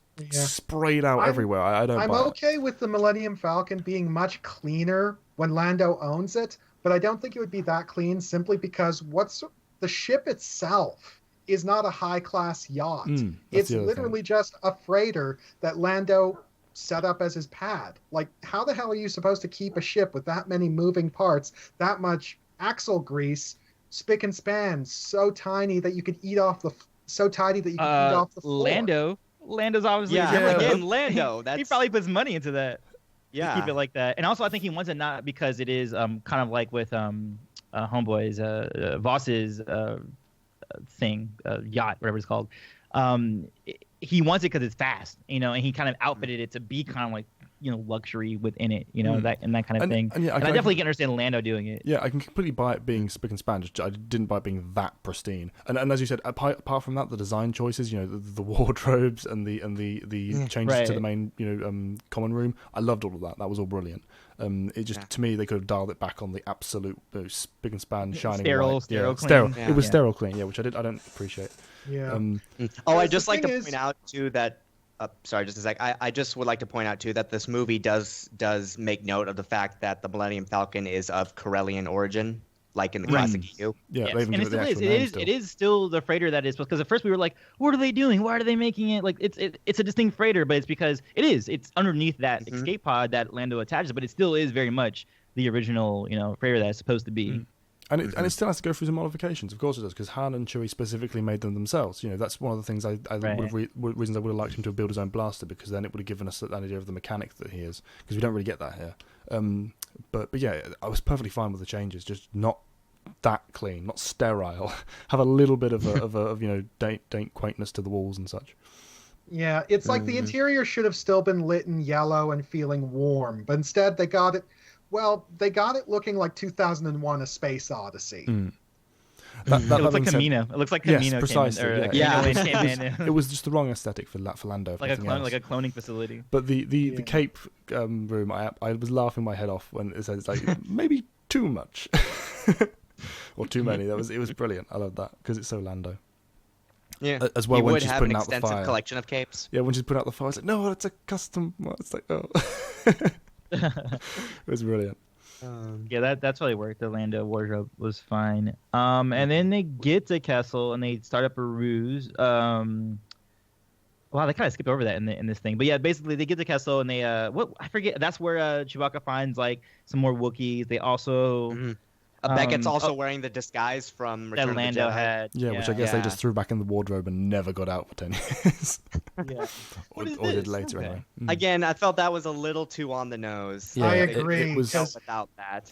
Because the impression I had is, the impression I had is that particular disguise that Lando was wearing in Return of the Jedi was something that he picked up for that job specifically. Right. Like Definitely. the standard. Something that Jabba does, yeah. Yeah. Because it's like, why would that just be Why would you have just any old leg breaker dressed up like that? But what I would say, though, is that I wish more of the Easter eggs were more like that, in the sense that they weren't super in your face about it. Like, that one was more like in the background. Oh, yeah, he's kind of wearing it. Not like a Easter big, eggs. Like... We forgot the aura thing, Callan. You wanted Oh, this happens at this point? No, it happened before. The aura thing. During Lando, right? Yeah, they mentioned that... and Qi'ra were talking. Yeah, they mentioned that Beckett kills Sorry, Aura. Callan, and, you wanted to mention that. I just want to remind you. I was like, what? Why did Beckett kill Aura? I'm sorry, what? We're supposed to buy that this guy was the one who took out Aura Singh? I think that's fine, because I also like especially within the context of the new continuity with her. Well, not even that. Even with that, like even similar to like Boba Fett, like, you know, you have like these great legends who can sometimes just be done in by bad circumstance, which kind of happens in like real life sometimes. You know what I mean? Like, sometimes you don't get this big glorious death or whatever. Sometimes you just kind of like, oh, you fall into a Sarlacc pit, or, I mean, granted, they might be bringing him back, but or, you know, in the case of, oh, I just kind of pushed her and she fell to her death kind of a situation. Not all fight scenes have to be like this grandiose, like, oh, I'm like a better gunslinger than you, and that's how I won the fight. Like, I like sometimes, I mean, some of them should be like that. It shouldn't all just be like by happenstance, but I like when sometimes you get happenstance situations. I'm completely on board with that as well, but for the sake of a one-liner on a no-name character that is just for this film, I was like, the Aura Singh deserves better than that. You know, at least if this guy was going to be a new character that goes on for years and years, then sure, fine. But even if I would prefer to see it on screen. It's but just not, Woody not Harrelson doing a one-off. Yeah. Like, do any of you think that Woody Harrelson is going to return as Beckett in any future movies? Do you think that they're going to do anything with this character? Yeah, he kind of can. I mean, they've Connor done it walked before. out of the movie before the ending. Yeah. Well, obviously they can only. And he walked away. Obviously, they can only do something with Beckett if they do a prequel focused on Beckett. But do you honestly think that they'll do anything with him at all? No. Not in live action, no. But I'm almost certain they will do. He's not got enough red paint on his face for them to reuse him. I mean, probably a book or something, I could imagine, but that's... Yeah, I guess like a book or a short story in like Star Wars Insider or a comic or whatever. But other than that, no, I don't see him being any live action stuff. I think this is the last time we'll see Woody Harrelson in the Star Wars universe. Mm-hmm. But yeah, so... But yeah, we got that mentioned. Yeah, so I had to mention that. I just wanted to get that out of the way, because it was like, what, Aura Singh mentioned in the film? What? It's like, what is this? But there was a lot of that actually in the film. You know, the more... different planets they mention, obviously. Their first mention on film, second appearance. She was in Phantom Menace. Yeah, she was on the pod race. That was where she was conceptualized. But yeah, sorry, I wanted to mention that. So we were back at the place where they free the Wookiees and Kessel, right? Kessel, yeah. Which I like the him, you know. Oh, and actually before that, I don't know if it's before or after. Is that when he ripped off a guy's arms, Chewbacca? Yeah, that's in Kessel. That's in the elevator. That was at the beginning when they're in the elevator. The lift, yeah. Yeah, he's like, oh, great. Before, oh crap! We skipped the scene where Han and Chewie, like, Chewbacca says his name and then he's like, Chewbacca. I'm not gonna say that. I'm just gonna say Chewie. And I was like, really? This is not that hard. Yeah, that's what I thought. That's Chewbacca? really that was just a case of, oh, we know he calls him Chewie, so we have to give a reason for it. It's like, no, you don't. Just have it be simple. Nickname. It's just a nickname. You don't need to give a reason for a nickname. When I saw that before, I don't know if it was in the trailer or not, but I'd heard that line before and didn't hear the answer for whatever reason. And I thought, oh, is Chewie going to growl him and say like it's a stupidly long family name or something, and they shortened it to Chewbacca? Yeah. But it wasn't. It was just Chewbacca's too long. Yeah, it's like Chewbacca. Would have made more sense. Yeah. It might have worked a little bit more if it was literally Chewbacca saying, "Hi, my name's Chewbacca. Just call me Chewie. Everyone does." Yeah, Hagrid style. But yeah, just the idea that it was just too long for that name is just no. But yes, that was just another ham-fisted way of, hey, look, we can give a reason for him calling him Chewie. He's like, you don't need one. Let it lie. But yeah, so they're breaking out the people from Kessel incidentally as a way of distraction. L3 just kind of accidentally sets off this rebellion, and he's like, I found my calling. Which is kind of cool. I like the gong droid like going on the panel and just like smashing it. Yeah. Yeah, it was another one of those humor moments. Again, humor is always attached to the droids. I almost would have liked it to be a bit more emotionally played off. Like we were supposed to feel for these droids rather than just kind of being on screen as comic relief. But again, they didn't really have the time for it, and it would have probably been misplaced in this film particularly. But well, I mean, you do get some emotions when she gets shot. Her herself. I just mean the other droids. Sorry, they definitely deliver on that point. What did you guys think? Because the rest of it's all just plot MacGuffin stuff. We don't really have to discuss the rest. Right, Terrace exactly. Kazi. Terrace Kazi was the other one. Before we move on, I liked that. Yeah, that was good. But I was like, Terrace Kazi mentioned in a film. What the hell is going on? They're just plum picking random things from the EU. But here's the thing. I liked it when we didn't see what it was. Like when you just because the door closed down and you see you're doing whatever, and you have L3 going like, "What? I've never seen that before," you know. And she's like, "Terrace Kazi," and I was like, "Oh, cool." And like I even wrote a note like while I was watching it. I was like, "Oh, cool. It's like an unseen thing. Like we can just like hear about this like mystical thing." But then at the end of the movie, we get like what it actually is. I'm like, "Oh, it's just regular martial arts." Like it'd be cooler if it was just like a thing we don't see, you know, kind of. I agree. It was nice that they didn't. You can imagine show it, off and waste our time with it. But yeah, it was the fact that they just mentioned it. I was like, wait, that's like a vaguely obscure reference from the EU. That's weird to throw it in now. Also it was it wasn't a popular video game, but it was a well-known video game that wasn't really well received in like the 96, 97. So there's that too. So some people, not just. I think it goes slightly up beyond EU fans because it kind of had notoriety back then. So someone would be like, "Oh, like that video game." Like I feel most people will think about it in that context, like, "Oh, that video game," versus like, "Oh, that martial art." You know? From definitely. that book. You know. Definitely, but apart from that, there's not really much to discuss in Kessel until we get to them leaving it, is there? It's all just plot MacGuffin stuff. They grab the coaxium, which is a thing, and then they haul it back to the Falcon. What did you guys think of Lando running back for L3? Because I like the idea, and again, it's all fine conceptually, but the way it was executed, I was like, this is really like weird. Or is that just me? Now I'm wondering about his other guy. What's the guy's name on Bestman? His second hand. Lobot, yeah. Lobot. I wonder if no, there's a comic and they don't have a relationship. I was like, I wonder if they had a relationship too, and that's why he always liked these cyborgs, you know, in his proximity to him.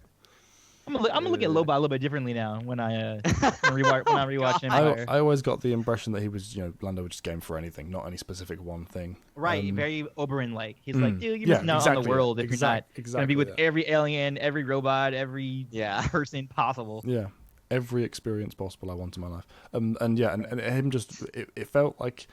It almost felt a little bit parody-esque when he was running out to save him. It's like, no, L3. Yeah, that was my thoughts too. I was like, it was strange. I would have liked it if they emphasized more like, no, he's not interested in her romantically, but more so it's just like, you're my number two. You've been my right hand for like years. I'm not gonna just abandon you on this godforsaken mining world. Precisely, and I would say it kind of totes the line a little bit between that and romance, but I suppose it's easily to interpret it being more romantic. I honestly didn't catch that. I thought it was just like kind of a joke. Like I thought that she was saying like L3 was like, oh, I think he likes me, kind of a thing, and I was like, oh, she's just being kind of funny. And then when it happened, I thought it was more like that. Like it was just his partner. But then afterwards, when I heard people saying like, oh, Lando's a polysexual, I was like, what? I didn't get that. Yeah, no, like, that's just thing. While watching applying their super special labels to it. I think if the way it's played, Evan's right. It's very much in between. Like you kind of get. Were they trying to go with the romantic thing, but also steering clear enough that they didn't make any waves, or they didn't just pick one route and stick with it. So it kind of weakens it as a whole, and it kind of it gives this weird, vague parody-esque feel to it because it's like, why are you doing? Yeah. Really, you're grabbing. Her it's not completely cliched because usually sequences like that end with them actually saving the other, whereas when Lando goes there and picks her up, he immediately gets shot. You know, gets shot and the legs fall off of the chassis. It's like, oh, that's just funny. But and I liked Han saving him and that kind of sealing their future relationship potential. But it's just it was the way it was just carried out and executed. I was like, what am I watching here? Is it supposed to make me laugh? Is it supposed to make me feel bad? It wasn't until I got into the shop that it got it picked a route. Mm-hmm. Yeah. What did you guys think of Chewbacca's interactions with the other? That was one of my favorite scenes. Just him like putting head to head with his. I don't think it was someone he was directly related to, but it's just like that's just my people. You know what I mean? Yeah, it was. But I don't think he had enough reason to like leave though. Like I love the sequence of the interaction he had, but then him being like, "I'm gonna follow this human," like it seemed kind of like really. It was unearned. I don't know if he did enough. I don't know if he did enough for you to like have that again, because like we were saying before, it would have been better if they set up the life debt more. Yeah. Right. Exactly. If we had that set up, then it could be like for instance, what Connor was saying earlier. If it was the original EU kind of a thing, then at that point we go like, well, yeah, we get it. He really is indebted to. Something like I bring back Jar Jar. I'm thinking about Jar Jar and Qui-Gon Jinn, But even something like that would have been a little bit better, you know what I mean? Yeah. Versus just like I saved. We both got out of this prison cell together, kind of a thing. if that was set up properly, then I would have got like, okay, yeah, Chewbacca would continue. I think the whole thing with the Wookiee slaves. And we just said something positive about Jar Jar. That's wow. At least his wife had made something. I know, that's what I'm saying. I think the whole thing with the Wookiee slaves might have made a little bit more sense if they actually had Han, instead of just wandering off and leaving Chewie, deciding, okay, I'm going to help you out. I'm going to help you free your people. And then the Wookiees end up helping him out, getting the coaxium, which he couldn't hold. Yeah, precisely. Right. That was the moment. He was too heavy. Yeah, that was the moment I didn't buy. I was like, wait, what? You're not going to go back for him? I was expecting you to kind of him to run back and help after a moment, like, fine, I'll help. But then it didn't play like that, and I was like, what? and it was kind of weird too when they kind of said goodbye. They're like, he was kind of like, all right, I guess I'll see you around. Like, see you later. You know what I mean? I was thinking, are they going to leave that? Is that the end of Chewie for this film, and they're going to have him come back in another one? I was like, why are they running it like this? It didn't make sense to me, and it weakened the like you said, that moment with the Wookiee companion. That he then decided to leave him for. You know, it's like, well, what? I mean, I don't buy it. They've not. If you're going to avoid the life debt thing, which I can understand them wanting to go somewhere else and just going for basic loyalty and friendship, at least show that much. Then they didn't even do that really. It was just kind of the very early kindling of a bond here, and nothing sparking it into an actual fire. Right. But I did like the moment, you know, with the Wookiee himself in a vacuum. It was the really moment was nice. really effective. The shot, the angle, the way the ambience kind of filled in the background as it was happening. It was very well executed, that moment. Well, it's because like Wookiees are like a very close knit people. They really value, you know, clans and relationships and all that. You know, it doesn't just have to. Yeah. Well, I was gonna say, like, not just, you know, as family we know bonds from the holidays. Yes. I have never actually seen the holiday special, and I am never going to. I haven't seen it in a long time. I saw it well, once. we talked like years ago about doing like a live stream where we watch it while drinking. Oh, which I'm still down we for. Should drink and do it. Yeah, we should. I'm totally down for. We talked about this years ago, and we haven't done it. Well, it's because you couldn't drink at the time. We should do all these podcasts. You're too young. That's a good point. We're now. What do you mean? I'm 23. No, you were back in the day, as I'm saying. So we can do that now. Oh, true. But you made your young when it came. Yeah, but it was okay. Sorry, I think we all were. None of us were born when it came out initially. Yeah, none of us were born when it came out. No, none of us were born. It was released right after the first movie. Not when it came out. I was just saying when we discussed doing the whole drinking thing. But anyway, we're not married to that day. We may do that, guys. Let us know if you're really wanting that. No. He's like, no, don't even put that in their brains. Kessel Run. What do you guys think about the Kessel Run? It was not. Well, it was always going to be in the film, but it really shouldn't have been. We did not need to see what he was talking about. I agree, and I thought it was more. It'd be more skill based rather than being like. And also this is a point where they put L3 into the Millennium Falcon, and really it's her who does the Kessel Run, not Han. And always like the story about it is Han was the one who was skilled enough to do it. System. Well, not just Han. He says the Falcon makes the Kessel Run in 12 parsecs. So it's like, what about the Falcon makes it special? Because here it's just a case of they dropped one bit of fuel into the engine and it blasted them out of the Maul. They accidentally flew into. Yeah, it's true. And it had the nitrous sequence it was going like on. It was like one step. They showed us one step, specific. 1 parsec, as it were, of the journey, and instead of just showing the rest of it, they should have established it as being more than it is. If they wanted to do the story, do the story. Don't just half-ass it because look, we did it thing. We showed it on screen. I felt like it was an exciting sequence in and of itself, but yeah, I agree that this should not have been the Kessel Run. Like I would have preferred to have just been able to imagine it. It's another little instance where I would have preferred what they did in the expanded universe over what they did here, because what was described in the expanded universe, like basically the Maw cluster just being a whole bunch of black holes, so you got to travel around and through because holy hell, and the Falcon is able to do it, take a shorter route because it's so fast that it can escape the gravity of the black holes. Whereas I always imagined the Kessel Run as being something that was a lot more technical, where it's like Han Solo's just sitting at his star charts for like hours, carefully plotting out the route, and then they're traveling the route and they're all just like for like 5 hours praying to God that the calculations are right and they're not going to get sucked up by a black hole, and then come out the other side and it's like, or at least just making the time. Are we going to beat the clock? Are we going to beat the clock? We've got a few. We do it one less jump. Yes, we made the record. Just something like that. I think it has to be that simple. The Kessel Run it should have been a nail biter, but instead what they turned it into was this big action scene with Space Cthulhu, and with the ultimate crime of. Well, I will say no. They did I think the pacing was pretty good because at the end, like, there's one point where like it doesn't work what he was trying to do, and they look like they're about to get like sucked in. And obviously, we know it's nothing bad's gonna happen. But even in that moment, it's like, oh crap. What now? Like, kind of situation. Like, we're dead. Like, oh yeah. With Lando going, oh shit. Yeah. But that's the other thing though. That was the biggest crime of the scene. It drags it out and for so long, and we know that nothing bad's going to happen because the Falcon survives. Han and Lando and Chewie survive. So it's just a waste of time. I don't mind them having them in peril, but don't then focus on a specific moment and drag it out like it's this tense scene because it will never work. You know, it's not going to.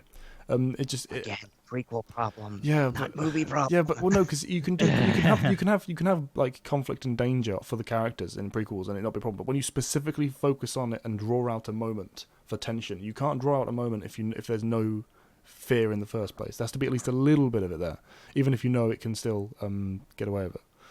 You know they can still. Die. Something I didn't mention, but it's kind of like an overall thing. This movie, I don't know if it was for you or maybe it was my theater, but it looked very dark. Like the color grade on it. Yes. Okay, actually, wasn't just me. That was actually I saw this movie with my friend Kevin, and that was one of his most persistent complaints. The whole movie felt very muddy, and it's like they were so determined to come up with a grim and gritty look that made this whole thing look down to earth, but instead what they made was something that looked dirty and sloppy. It's like the only colors in this movie are like frickin' black, gray, brown, really dark blues, and even when you're in scenes that are in broad daylight, the daylight doesn't read as illumination, it's like blinding haze. It's very the overcast. contrast was really stark. I definitely got that impression. I kind of appreciate it because it feels like they're trying to pull away from the bright, stark, extreme coloration of the main saga films, which I appreciate because I don't think that works for Star Wars as an aesthetic. But I think I liked Rogue One, but I feel like Rogue One had it where it was darker, but you could at least see. Especially in the finale of that film. Too far. Rogue One did it right. This movie took it too far. Agreed. Yeah. What's interesting is you'd almost kind of expect though a Solo movie to be a little bit brighter. Yeah, right. I'm just saying, it's swashbuckling, adventurous film rather than this. But I definitely get where you're coming from, guys. Okay, I just wasn't sure because I really thought my theater was just like the projection was just low because I went like an old school theater too, like in a small town. And I wasn't sure if that was me. Just making sure. What I did like though was the destroyer, like outside the Kessel Run, like when they were about to leave, because they're like, oh, we're not gonna do this, we're just gonna like leave, and then like you see the Star Destroyer like at the end of like the Maelstrom like tunnel. Yeah, I thought that was pretty cool. And also TIE Fighter pilots are freaking idiots. Not just idiots. Okay, well, that there's always a distinction, right, between being brave or stupid, and like they're always extremely like whatever they're doing, and they have to chase somebody down. They are freaking brave. Yeah, you got that from the originals with the asteroid. Let them die in the Kessel Run. Precisely with the asteroid field, it made kind of vague sense. They had Vader whipping them on, but with this moment, they're just a randomly single Star Destroyer deployment out on a blockade of a thing. Yeah, it's one freighter, and it's just flowed into what you know is suicide. Why are you following it? It's like you can't make the Kessel Run. It's not possible as far as they're concerned. So why would they then follow it in? But what I do like is that the reason that they came is because they heard of the droid dispute, and that's something like the Empire would definitely want to shut down quickly. They're like, what? Droids are banding together? Let's go there immediately. It lends consequence to their actions. You weren't stealthy. You got the full might of the Empire. You weren't stealthy in the beginning. You got those drones coming in that to disrupt the bridge destroying. It's like playing D&D. It's like, okay, you guys want to go this route? Well, fine. I'm going to put the whole fire on you. Yeah, precisely. And that, I think, is the one reason why I actually kind of dislike the droid character, because this whole thing that went down was pretty much her fault, because she was the one who instigated the riot for pretty much no reason. She just released a droid, told that droid, go release your brothers. The riot, and instead of trying to curb the riot and keep things on the down low, she's like, rah, rah, rebellion, woo. And it's like, I didn't dislike you just the character got for everyone. That. But you're right in it was mostly her fault. Yeah, definitely her fault. Yeah. But yeah, just the TIE fighters following them in. It's like, what are you doing? And but Lando's line of like, this is why you never let anyone fly your ship. It's like, yep, you're right. This is on you. And then of course we have the L3 being part of the ship, which I just do not like. It's like, what were you, if it's just an nav computer, fine. Don't make it this whole she's now a part of the ship thing, because no one cares. L3 cannot stand alongside the Millennium Falcon as an iconic Star Wars moment. And she's not Edie. And it's And it's another one of those things where they were clearly just taking every single callback that they could and running with it. Where the Empire Strikes Back thing, where 3PO's like, I don't know where your ship learned to communicate, but it has a most peculiar dialect. Which is cool, because like, okay, L3 probably has, so I was like, okay. Yeah. But it's like now you're making it into a thing rather than a single line.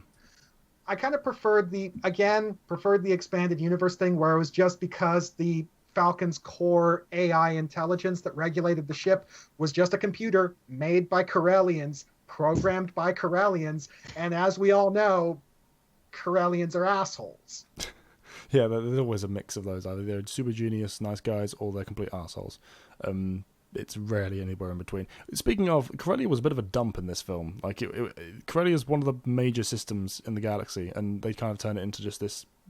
But no one wants to go back to Corellia. Did we not talk about that already? Oh, we didn't. We didn't. That was before the right. This is why we're not supposed to talk about things off. Yeah. This is why we can never hold it in until we start. Because I think me and Evan were saying, well, that's just one part of it, and also it's a Imperial occupied Corellia kind of a thing. Like kind of like it doesn't matter how opulent your planet is. There's gonna be slums, and he lives in a slum. Of course, yeah. But everyone talks about the entire planet as though it's like, oh, who would ever go back to Corellia? That's so, it's a dump. Am I right? It's like, well, no, it's like a major core system. It's one of the big guns of the galaxy. You could say the same thing about Nar Shaddaa, and it's one of the most technologically advanced planets in the galaxy. True, but that's known as a criminal crime den. It's known as one of the big danger spots. Corellia has always been a major system alongside, the likes of Alderaan and it's a Coruscant. Naboo. Well, not Naboo.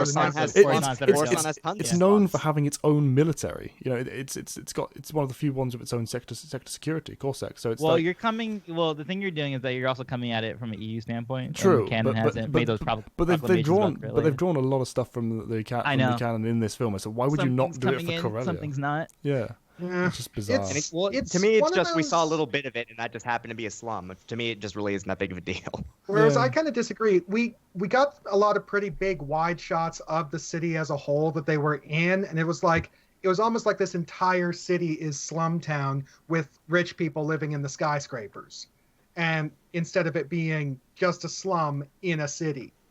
Yeah, it was less the visuals, just the way that everyone talked about it. For me, I mean, maybe we'll get something in the future. And the way it was presented, we never got any moments.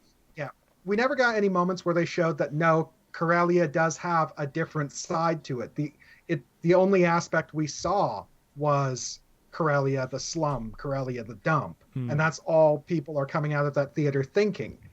Apart from anything else, I just want to see a nice place for once. That's something that isn't, dangerous or traitorous or I want an everyman from a nice place. And not like a Canto Bite nice, like just a regular nice, like another Naboo nice or Alderaan nice. Or a more rugged with a Dantooine. Just have it be like a farmer's boy type of thing. Not like a horrific desert hell of Tatooine. Just have like a normal, I grew up here. It doesn't have to be I'm a slum kid Aladdin, or I'm a high society officer. Give us a middle ground.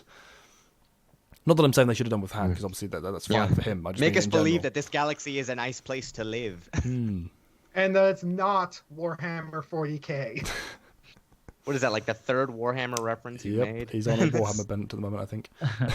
And then the movie wraps up towards the ending, which is basically where, when the Cloud Riders came in, the Marauder plot came in, like I literally was not understanding like what they were trying to say or what was going on for like the longest time. Yeah, it's like especially with that reveal. Yeah, the reveal. I was like, it dragged on. I thought it was like his daughter. Yeah, or something. Yeah, I know. That's what I thought. I thought it was going to be Beckett's daughter. And I was like, what? And then it wasn't. And I was like, who? Like, was something cut? I genuinely feel like a scene was cut earlier in the film where her predecessor died, and then she took the mantle, and they didn't realize that. So when she took it off, I don't know. But it was weird. It was a really weird moment. That could have been a directorial thing with the different directors. That could have been or it could be a character from the new EU that none of us know. Yeah, it could be a character from the new EU that none of us realize or something. But it baffled me. I was like, what is happening? And who is she? And what are her motivations besides just being generally good and rebellious? It's like, well, I'm confused. It's really the only thing I got from that whole thing was like the Empire is bad, which I already knew, so it didn't do anything for and Crimson me. Dawn is bad, which should be common sense anyway. Why is everyone surprised by that? It's like, did you know that Crimson Dawn is actually evil? I was like, well, duh, it's a crime syndicate. What did you think they were going to do with the damn supplies? Yeah. Also, Warwick Davis being part of her crew, just he didn't do anything. It stood out. I was he just showed up out of nowhere as a random ass cameo and didn't do anything. If you're gonna have Warwick Davis in your movie, have him do something. Because come on, Warwick Davis is a great actor. Like that scene with Grip Hook from Deathly Hallows Part 2, where he and Harry are just in the bedroom talking about the Gringotts heist. It's like, oh my God, Warwick Davis is a damn good actor. No, make him the main Marauder. Yeah, he doesn't make have him to the be. main Marauder. He might show up again if they continue with the smuggler stuff. But I thought it was fine as cameo. And apparently, this is the same character that he plays in the Phantom Menace. If you remember, like there's like 2 shots of him just cheering in the pod race. It's the same guy. He's one of the guys in Wadu's viewing box at the pod racing stadium.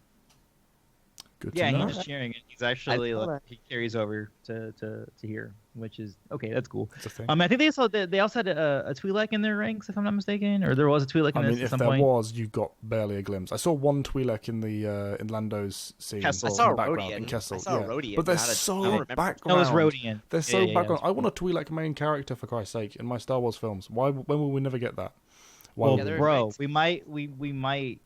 I mean, considering who we got at the end, we might get somebody else in live action, which would be kind of cool. I mean, we saw a ship in Rebels, so I mean, some well, no, I meant Togruta, but also Hera too would be cool. But we'll get to that later. But anyway, it doesn't go anywhere. It does the whole betrayal scene thing where they meet up with Vos again, and it's like, I think no. Beckett leaves. Yeah, he leaves. He's like, you know what, we're gonna die. There's no way we're gonna. All this stuff die. It's like, I wonder what's gonna happen next. They make a plan to try and swindle Paul Bettany, and that goes awry when Beckett reveals that he was a traitor. Yeah, and it was just multi-level. Oh, they betrayed them, and then betrayed them again, and they betrayed them again. They betrayed them. It's like this is not surprising, and you know exactly how it's going to play out from the setup of every single scene. And the other thing is just the way the whole thing goes down. It's like, okay, Beckett steals the coaxium for himself, guns down Dryden's guards. Why didn't he kill Dryden? Yeah. Like, seriously. Yeah. Why was anyone because we wouldn't get a fight between precisely. That was the guy you're trying to stay away from too. It's like, hey, that's the guy you were like evading. Now you're still going to evade him. And he's more pissed. And he's more pissed because you just shot all of his guards. Why didn't you? You pissed off an already unstable individual. An already unstable individual who's already been breathing down your neck and is in a perfect position to make it his business to ruin your life. Yeah, it was only because they needed to have a fight scene at the end, and it was tiresome and tedious. And you knew exactly I didn't really care for that fight scene either. And before I forget, Han teleports past him as well at the end somehow. Yeah, it's like, how did you take it over him exactly? Sprint up along the hill. It's like, so I'm sorry, this is ridiculous. That made no sense either. Even if you are transporting coaxium, like what? Yeah, it's ridiculous. But so Qi'ra kills him and takes his little ring. Yeah, and then we get the biggest crime of the entire film. It's like, she kicks it into a slot and reveals that she's been working for someone else this whole time, or at least is now trying to get in with him after Vos is to replace. And my only thought is, why? Like, are we not done with this character? I mean, I guess. Do you know what happens with him in Rebels? Yeah, and it's the most ridiculously hilarious thing ever. He gets killed by old Ben Kenobi. The one good scene in the whole damn show is when Darth Maul and Obi fight, and Darth Maul dies. Right. In a single here's the thing I have with Maul, my relationship with Maul. I roll my eyes every time he shows up post the Phantom Menace, and I'm annoyed with it every time. Mm-hmm. But then he also ends up having fucking like compelling storylines. Well, in fights too, I guess, too, if you want to say that. But yeah, Sam Witwer has given him like more of like a character, and like he has a personality now versus what he has in TPM. But I don't like the idea of him being back ever. Like I don't ever buy that. I don't like it. But with that said, him being back, and also some statements that he made in Rebels, where when Vader is approaching and he's like, oh man, like I can't deal with that situation. He seems to have a very, very personal feeling about what he's saying. And I'm wondering if since we do have him back, something that could be cool about him being back is that we could get the Vader Maul fight that did happen in Legends, but it was a clone of Maul, but actually have like the actual Maul, so that that line he has in Rebels makes sense, and I would love to see a live action Darth Maul Vader fight. Like that would be pretty epic. I agree. I can't deny that. Just as like a fan who would love that fan service, I don't care about what story they put on it. Live action Vader and Maul, my butt is in that seat. I'm just gonna say that outright. I don't care what story it has attached to it. I'm with you on everything. Like he has some good moments, but to me, I never needed to see him past Phantom Menace. His character pre then was good. Yeah, came full circle, you know. But the irony the biggest crime for me is the fact that the reason they're using him is because he's the single most merchandisable character after Vader. It's literally the only reason. You know what's crazy? Who's going to understand that? Precisely, that was the other thing. A casual fan will not understand what's going on. Yeah, they'll be like, what? But he's dead. Like, what is it? And that literally happened. Yeah. Okay, so in my theater, some guy was, when the credits were going, and he was just sitting there, and he's like, but he's supposed to be dead. And I was like, and I had to like explain it to him. I was like, no, he technically comes back. And I know it sounds stupid, but... It is stupid, that's why. Yeah. My attitude towards Maul's return is... almost the exact opposite. I was pro Maul coming back, but I thought that the storylines they had for him were crap. Because, well, here's the thing.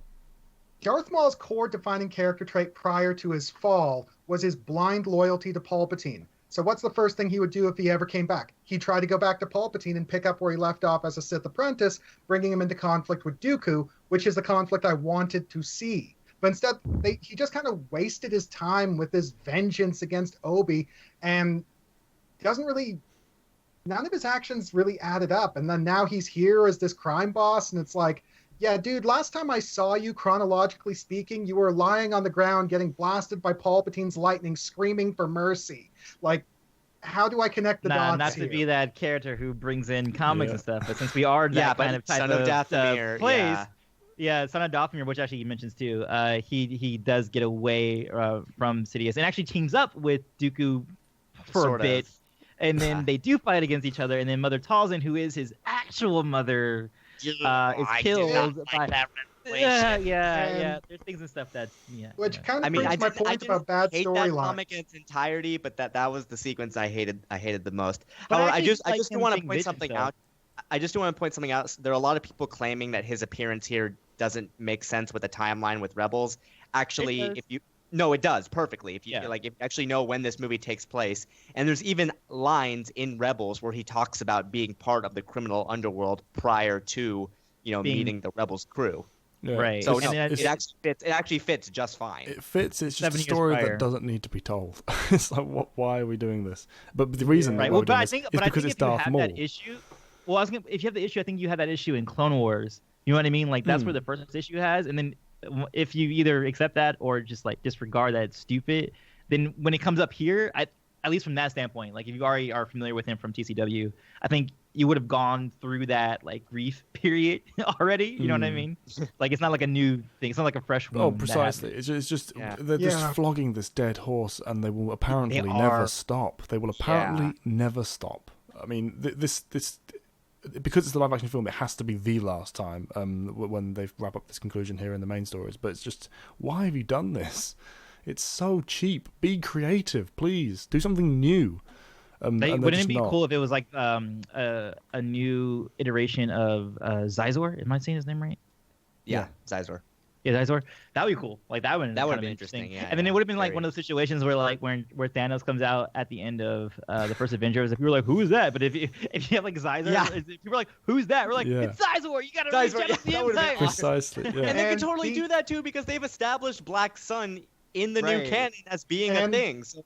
And the funny thing is that the idea of Crimson Dawn being a subsidiary of Black Sun with Dryden and now Qi'ra taking their marching orders from Zizor in charge of Black Sun kind of makes sense because we already have systems like that in place. Like Jabba the Hutt, when you read Shadows of the Empire, is in a position slightly below Zizor, like comparable, and when but he's Zizor dead, that takes over.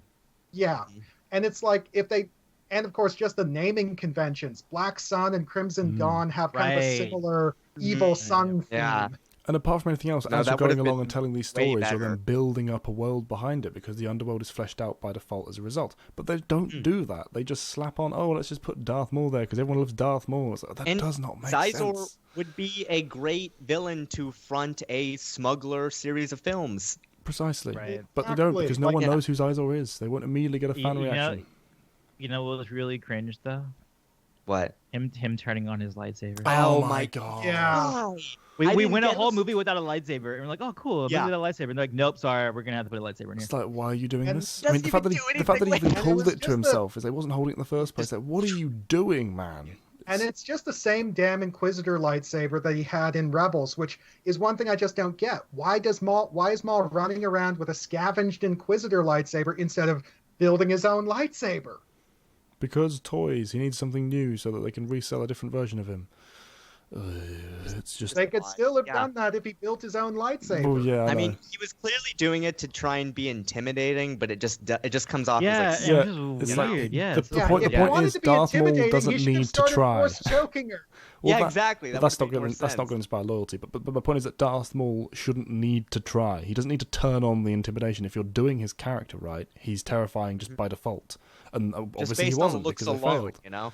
Yeah, it's like Darth Maul's not the sort of guy who needs to put on a show to scare you. He just sits forward and starts looking at you a little bit more intently, and all you're thinking is, Precisely. But it was cool seeing an older Ray Park, though. It's kind of dope that Sam Witwer has like brought this character to live action, and the idea of bringing a character who, to me, this version of Maul is more animated character than he is like an actual live action character. So doing that like brings hope for me that Ahsoka can one day like be somewhere like live action. But she's pretty dope. She's a Togruta though. You can't have an alien main character. It just doesn't happen. But it would look so. Yeah, Shakti already. Yep. Yeah. But it'd be hard with their headdress though. Like you have to figure out how to stabilize that headdress. But would it really be that hard though? No, it wouldn't. But they'll never do it because if they could do it with Amidala, they can do it with Ahsoka. Well, she barely moves. They always had her sitting in those scenes. Yeah. Good point. Yeah. She wasn't fighting and doing acrobat.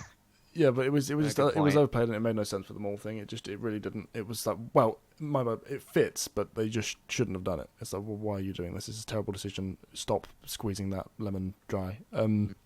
Yep. But outside of him, the rest of the finale, we have her betraying or sort of betraying and running away from Han. And it's like, oh, okay, great. You're just going to be that character. Just meant it. You're going to survive but never live. Right. This is the part where I think it didn't solidify what needed to be betrayal the arc. Lesson. Yeah. Like it was there. Like him shooting first. I love that. Like him when Beckett was like monologuing, he shot him. I was like, oh, that's great. But then like the afterwards, like I don't feel like he became disillusioned to betrayal or something like that. It just felt like it happened. Like I didn't feel like it impacted him. Yeah, especially considering he just like said you said that before, not everyone's like you. You could tell very clearly what they were going for. But it just didn't land. It just didn't quite land. It fell flat. Because, speaking of landing and Lando and landing the ship and all that jazz and la-da-da, the Falcon, when it just left, I was like, I love that. But you've just left your cut. Why are you doing this? Because he doesn't want to die? But all he has to do is take off and blast them with his extremely powerful cannons. He's got shields on that ship. What has he got to fear from these infantry people that are don't even know he's there? I did not understand that moment. I was like, "What? Why are you leaving? The entire point of doing this?" And he also knows that Crimson Dawn's a player too, so he doesn't want to stick around and they're not getting this. Yeah, but he always knew that though. Everything that was happening there, he always knew was a thing, except for Emphas Nest, which are not a threat to him while he's sat in the Falcon. So it was like it felt very strange to me at that moment. It was just comic moment for no sense. Exactly, because it just makes no sense within the context. Because why would he run away from his payday? It was just we're setting up a comic moment so Han can try and do a bluff, but then falls flat on his face because which was a weird bluff in the first place. Because that's funny. Yeah, it's funny, therefore it's fine. It baffled me. But sorry, I had to say that because I forgot to mention it. You're saying that sarcastically. I'm saying that it's funny. Oh, well, I mean, I just do not think so. It's I kind of rolled my eyes. It's like, really? Ugh. Yeah. Well, I mean, I thought the bluff was really like the style of bluff. What he actually said was very, very Han. Yeah, it was just the placement and then the result. I didn't like it. But that was me jumping back about it. I just forgot to mention it. Yeah. But yeah, that's why Lando left at that point, or how Lando left at that point. But to me, the big thing undercutting the ending is the fact that he specifically says, not everyone's like you. You're wrong to be so embittered and stuff. And then immediately, as he's proven wrong after that, he doesn't. We don't. You're right, Antoine. We don't feel anything. We don't feel anything from. There's no resolution to it. And I also didn't like that people were saying, like, I mean, granted, he's a good guy, and then it's okay for Qi'ra to, like, point that out, like, no, you're the good guy, like, you're not like actually all that bad, like, this world isn't for you. I've been in this world, but him, like, helping, like, actively helping, like, I feel like if anything, Han should have, like, gone away with the loot and not helped Effie's nest, especially when it's like they're just. You're a rebellion? What? Like, I don't really care about that. Like, he shouldn't be at the point yet where he's helping the rebels. Like, he should be trying to make his money and then be on his way. He hasn't reconciled with that yet. Yeah, and the tongue-in-cheek, like, join the rebellion. It's like, oh, God, we don't need the rebellion in every single starting film. I know. And it's like, what this should have been is it should have been that Force Unleashed moment where Palpatine is ordering Darth Vader to kill Starkiller, and Vader just has that bit where he looks down at Starkiller, looks at Palpatine, and actually thinks it over before he does it. Like, that's what this should have been. It should have been Han having that moment of, do I want to screw these people over, or do I want the payday? Payday. I'm happy for him being the good person, and I like the line of "You are the good guy" because it is true of Han in general. But we needed more conflict. We needed more contention between it. And if he was going to help Enfys Nest, he needed a much better reason than Crimson Dawn aren't very good, because he already knew that. That wasn't like when she again. Not only her face reveal, but the fact that she's talking about. Did you know that how Crimson Dawn got their stuff and how they operate? And it's like, yes. Everyone will know that. They're a fucking crime syndicate. It's like... You don't need to show... Yeah, this is not a reveal. I'm a hardcore Star Wars fan. I know how crime syndicates in that setting operate. They're evil as fuck. But the characters themselves should know. Han's like, oh, wow, but you're right. The Crimson Dawn will use it this way. We can't give it to them. We have to help Enfys Nest. Like, why weren't you always doing this then? It's just ridiculous. Yeah. It only makes sense in the context that he didn't realise how good Enfys Nest were in the first place. And it's just, it was weak. Every reveal in this film was weak for me.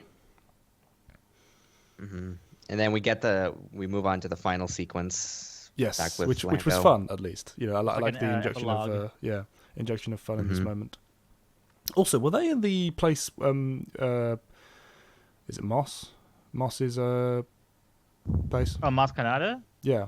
Is that her? It just kind of looked like a jungle I know it was world. Like a forest area, but that'd be kind of cool if that was in Mos. It looked like they were hanging out on her front porch with that game. I don't know if it that would have been a neat. Yeah. Would have been neat. Yeah, I don't think it's specified, but that'd be kind of cool. Yeah, like I said, I don't know why they'd be doing it in the open courtyard where you walk into her place, but it looked like that to me anyway. If a bit scaled down, but yeah. So I like that game when they had the end, when he stole the card and he didn't just take the actual card launcher out as well, because that would have driven me mad, because you could not take an entire construct of someone's arm without them realizing. But the single card, you can do that. Oh no, and also like the hugging, because it felt reminiscent of their first Empire meeting where like they had the tension. Where that bit where it's like it's almost like they're gonna get into a fist fight, but then that was a good callback. That's how you do a repeat from the originals well, because it wasn't like this great like answer to the question. It was just a nod, and it makes sense that sort of thing is repeated, and the power dynamic is switched each time. Right.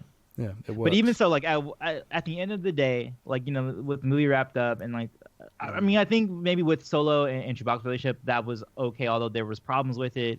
I don't feel like I got the Lando Han dynamic that we're supposed to have, in Empire. Like we need more from them for that. I didn't get that, I didn't get that from here. Yeah, we need more from that, but they might just be setting up for future films. But right, which is they talk about like Tatooine. He's like, I know about a job on Tatooine, was probably his introduction to Jabba the Hutt and how he's going to get indebted to him. Yeah, I mean, if it's a Fett movie, Fett also has affiliation with Jabba as well. So then there's your your setup. Yeah, I was actually surprised Jabba didn't make an appearance in this film. I mean, I was with how they've pleasantly been doing everything else. Yeah, I was pleasantly surprised. Yeah, exactly. That's what I mean. It's like that they didn't go there. Yeah. I'm glad that they didn't go there. They will have to eventually if they're going to do more films like this, and I have no problem with that. Right. But they definitely need to give us the introduction, the first heist he does, or first job and he does for him. And don't do everything. We don't need to see everything in one day. Precisely, spread it out. And he has to have been working with Jabba for a long time. I do not want it to show us the one thing, and then that's the thing he's always talking about. He doesn't want he heist, needs to have worked with him for years. That's how that needs to work. He needs to be like his best dude, and that's like, and then one job went wrong, kind of thing. Precisely. And no carbonite jokes. No, definitely not. Carbonite jokes. Just one more thing, because we glossed over it. I know you just mentioned it a minute ago, Antoine. You're right about the Lando Han relationship, and I'm almost there in the same place with Han and Chewie. But there's one scene that really landed for me, and we didn't mention it earlier, when they are switching co-pilots out because Qi'ra is just terrible. Oh yeah, it's like, yes. We need to do this, and like, yes, we definitely do. Just like, I have no clue what I'm doing. That was funny for starters, but then when Chewie sat down, that moment where they're kind of looking to each other as they're just pulling the levers and such, that was them for me. That was Han and Chewie. Yeah, that little moment was perfect. Oh, and also we had a little tidbit from Lando when he's talking about mining colonies or whatever. Like you can see why he would want to go to Bespin and do better, versus what he's seen in the galaxy. Yeah. He did. Bespin was always a way for him to go legit, because he's always tried to go legit like later in his life. Like when we met him, and then going forward, he's always wanted that. Yeah, absolutely. And you kind of got that kind of glint in his eye when he was talking about it. I liked that how that was shot in particular. All of the cockpit kind of scenes were shot very well and very reminiscent of the originals. It was actually the one part where it was well lit. It actually looked nice. Yeah, it was really well executed, and pretty much all the scenes, with the exception of the L3 one, for me, of the cockpit kind of worked. Which sounds like a very small thing, but it kind of is a huge part of the Falcon and Star Wars in general, having those moments in that on that bridge. Yeah. But yeah, that's all the film. Yeah, that's the entire film wrapped up. Yeah. We've obviously missed some stuff, and please do comment in the comment section anything you want to cover that we've missed or to explore in greater depth. But any closing thoughts outside of what we covered, guys? I can't think of anything. Thoughts. Yeah. I mean, all in all, I thought it was just a fun. It was a fun romp. Not the most memorable, not the most galaxy shaking, but overall, Ocean's 11 in space. Yeah, except Ocean's 11 was so much better. Yeah, except that I know. I love Ocean's 11. That's such. I'm actually excited for Ocean's 8. Are you kidding I'm me? hoping it's good. I'm excited for it. I very much doubt it will be. But I would like to cover that film at some point. But for me, this film, it was Ocean's 11, not Ocean's 8. This film was just a film. I sat there, I watched it, and look, things are happening. Characters are on screen. Ooh, music. I never really felt anything from it. But it wasn't so much it's not a reflection of the film itself to me. It's just I don't think that I was interested in the story. Speaking on music real quick, I felt like the Marauders theme was like kind of distracting, because it was a little bit like there was extra singing epic kind of thing. Yeah. And it was like epic, and I was like, this isn't the storyline. Should have gone for that more moment. that more swashbuckling style. Yeah, there was a lot of epic kind of weird, almost. I thought, am I imagining that singing there? And then it would come back and, oh no, I'm not. There's a choir kind of singing in the background here, and it's like this is a train being taken off the rails. Why are we hearing epic choir singing? It was very confusing. But at least it sounded nice, if nothing else. And it was distinctive. And it was distinctive. Nice, but it stood out. So that's a miracle from the new films. Mm-hmm. But yeah, that's me done. Anything you want to say, Connor, to wrap up? Or are we good? Pretty much the same stuff I said at the start. I really liked Alden E. in the role of Han Solo. He absolutely nailed it. He was not impersonating Harrison Ford. He was playing Han Solo. But the movie around him was, well, like I said at the start, it was really bland and boilerplate. It's like the whole thing was very by the numbers and forgettable for me. It's like, I've seen this movie once. I'll probably never see it again. I'm in the same camp, basically. It's definitely forgettable, but it's definitely fun. Like, I feel like if it was on, I would just watch it, kind of thing. But I wouldn't actively seek to like put it on. Yeah, kind of situation. Which again is a crying shame for a Star Wars film, but at least it Not wasn't really. the Last Jedi. I think sometimes people overblow. Like, at least it wasn't the Last Jedi. Yeah, that's true. But I don't. Well, like one of the biggest criticisms of this movie is that it's not as like galaxy spanning or as world shaking as the other movies, and I honestly don't. I mean, kind of the point of having anthology films would be to tell smaller stories. Right. And just because a story is more self-contained doesn't mean it can't be, exciting. Absolutely. I'm completely on board with the small stories. I want to go even smaller. Like, give me just an everyday job film or series at least. I'm all for that. I just mean that the actual film quality itself didn't wow me, rather than the scale of what's going on in it. Mm-hmm. And we'll just see where it goes because they haven't announced the next anthology yet. So who knows? Who knows? Oh, they have Fett. They did. Oh, they have. That's that's official. Yeah, that's official. They literally did the day Solo came out. They were like, "Fett's happening," because it was supposed to be. I think it was supposed to be before Solo, but then Josh Trank got fired. Oh right, yeah. Because of the Fantastic Four stuff, and well. We all know how that movie, those movies turned out. Anyway, that has been our thoughts on Solo, guys. Let us know what you think, as I said, in the comments section down below. Anything we've missed or you want to explore in greater depth. I am Retty 4, and I still don't have an outro. Gensarai 1, good night, YouTube. Evanova95, we hope you guys enjoyed. We'll see you guys later. Antoine Bandelay, peace, love, and may the force be with you always. Goodbye.